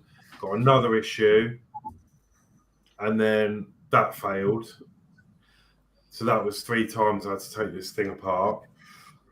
Then I decided to use my own cable to make the landing gear work with some extra parts from 94 and 95. You know, the cable grips for the wires. I've repurposed them and the springs and made a more secure landing gear system. On doing that, the flaps, the landing flaps, the little cable broke on taking it apart so much. So I had to repair that tonight. But the main problem for me was the lifters. The brass inserts are the wrong side of the plastic housing, and in some cases they are very loose. When you're flying it can fall out of the brass, the little brass threads, which is exactly what happened to me. So mid-flight, it was running. Both lifters failed at pretty much the same time, smashed the plane into the base and broke the prop. So it was a whole front rebuild to get this back out. As you know, it's not easy to get this part out. So that's a brief summary of what's happened. So tonight, it's been a week and a bit. I've ordered shed loads of replacement parts to fix all this. Not at my cost. I explained everything. And yeah, we're now back up and running again with reinforced landing gear and everything working as it should, apart from a wobbly engine. So we've sacrificed the engine to be wobbly for the electronics to work. So yeah, there you go. I did a video, so I did explain more in detail then. Last of all, D. Harris and smile, Alex, for now. Yeah, I feel like it's all back together, and and this is. I don't know whether to keep this. No, probably not. I might just stick that in the bin. I might keep the motor out of it because you never know. Might have a use for that. Yeah. But to be fair, Dave, you had a really good idea about this because if I thought about it, I could have tried a repair because I could have Dremeled that out and that side. Yeah. And made some sort of pin to go in. To put that back in, and I probably wouldn't have did that, but I didn't think of that. So, but it's better to have it as it should be, I guess. Yeah. So yeah, right. Well, we've gone on long enough. Just going to quickly go through some of the schedule. I know it's a bit up in the air. You'll find the schedule on all the Facebook groups, so check that out, and on Power Upgrades Facebook site as well. So thank you for that. As of now, there's nothing planned for tomorrow. Could change, maybe. Just keep an eye out. Sunday, hopefully, if that's still going ahead, we should have you, DS Models and Vintage, doing the Routemaster. Yeah, I'll do something. I'll do something that's relevant. You've caught up with that, haven't you? So I have caught up, but I will do something, yeah. Well, I'm hoping Saturday night's off so I can get this bloody Lancaster painted. Ready for Wednesday. Yeah. So yeah, look out on the Vintage channel on Sunday at 8 o'clock still. Yeah. Yeah. So we don't know what's happening, but we'll find out. Monday is Crafty Chris and Yorkshire Crafter with the fabulous Disney Dolls House, and they're doing issue 15. And I still can't believe the size of that room they did last week. It's massive. And then Monday after the Dolls House at 8:30, we should have Geordie Dave here doing Titanic issue 10. Mm-hmm. 9? No, yeah, okay. It's 9, I'm sure. Hang on, I've just done it on mine. Yeah, 9. Oh, okay. Oh, I got issue these. 9. Oh, of course. I'm sorry. I'm so sorry. Yeah, Disney's Dolls House issue 14. That's on the Monday. Geordie Dave doing issue 9. It scrolled down to the next week. And then Crafty Chris as normal on Tuesday doing the Eddie Stobart issue 30, and that will be at an earlier time of 7 p.m. rather than 8 p.m. Okay, Yeah. And that's just a few bits coming up. You'll find that on the Facebook groups, as I said. So let's go around and say our goodbyes. And then, we'll end the show. So let's go to Mark first. Let's go. There you go. Full screen. Okay, so it's good night from me. I'm glad you got your aircraft kind of sorted, Alex. But it's been a really, really good evening to hang out with everybody. So good night from me, and I'll catch you on the next one.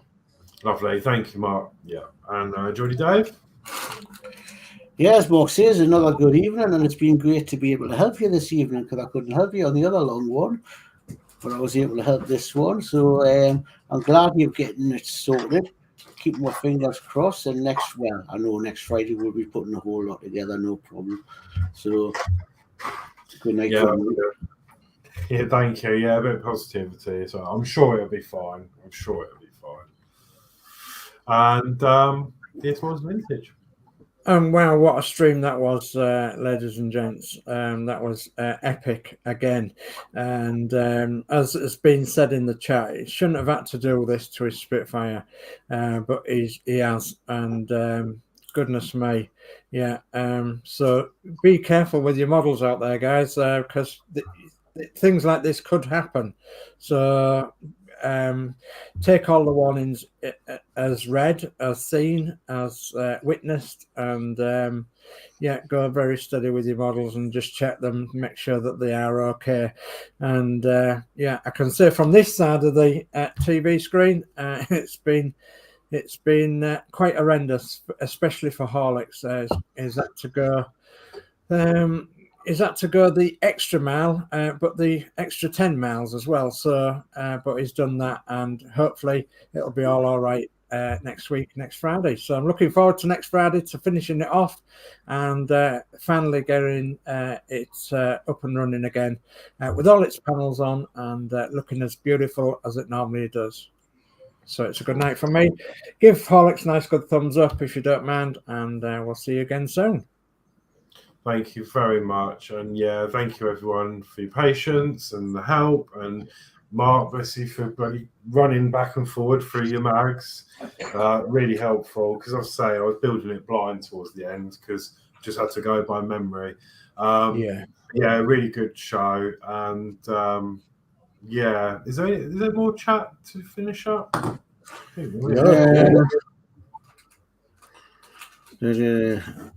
Oh, yep. Todd, these are fun to hang out in, so I will keep an eye out for the next one. Oh, Jolly good. Thank you, Todd. Thank you so much. It means a lot. I cannot wait to start the Agora Hachette Titanic soon. Oh, yes. But as I say, if you can watch my channel on as Horlicks says on Monday, where I'm up issue 9 doing Titanic.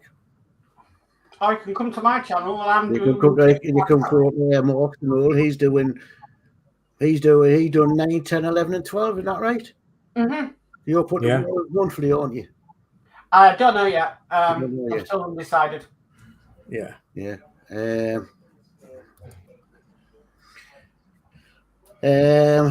Todd, I have a build site. I have a site built already and ready to go. Oh, for instructions. Yeah, there we go. Mark will be over there. D. Harris, night Rose, stay well and see you soon. Good night, D. Night, Crafty Chris, good night, everyone. All right, now. Todd, Mark, I've already been watching. All right. Todd, why do you think I bought a resin printer? I do. And the Harris night right at the bloody end. Yeah. Right at the end, yeah. Okay, so yeah, again, thank you so much for the support in the chat. Thank you, everyone. I will see you on the next show. And yeah, fortunately, as I say, all this has happened to me, and luckily, this one was Vintage and Geordie Dave, they haven't actually finished building theirs yet. So yeah, they're in a really good place to know what the issues have been and rectify them as they go. Absolutely. And I'm here to help, and looking forward to help if you need it when you get around to doing yours. So yeah, great. Mark's finished his, and yeah, it's I think when it comes to putting them what he has in on the wings, I'll probably be wanting you for running the undercarriage up. Yeah. So yeah, that's it from me. Thank you so much for watching, and I will see you next week. So for now, take care and see you soon. See you now. Bye.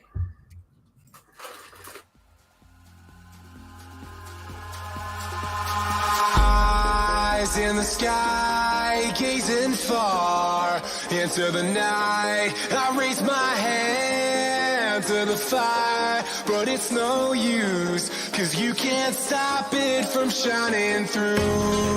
It's true, baby, let the light shine through. If you believe it's true, baby, won't you let the light shine through?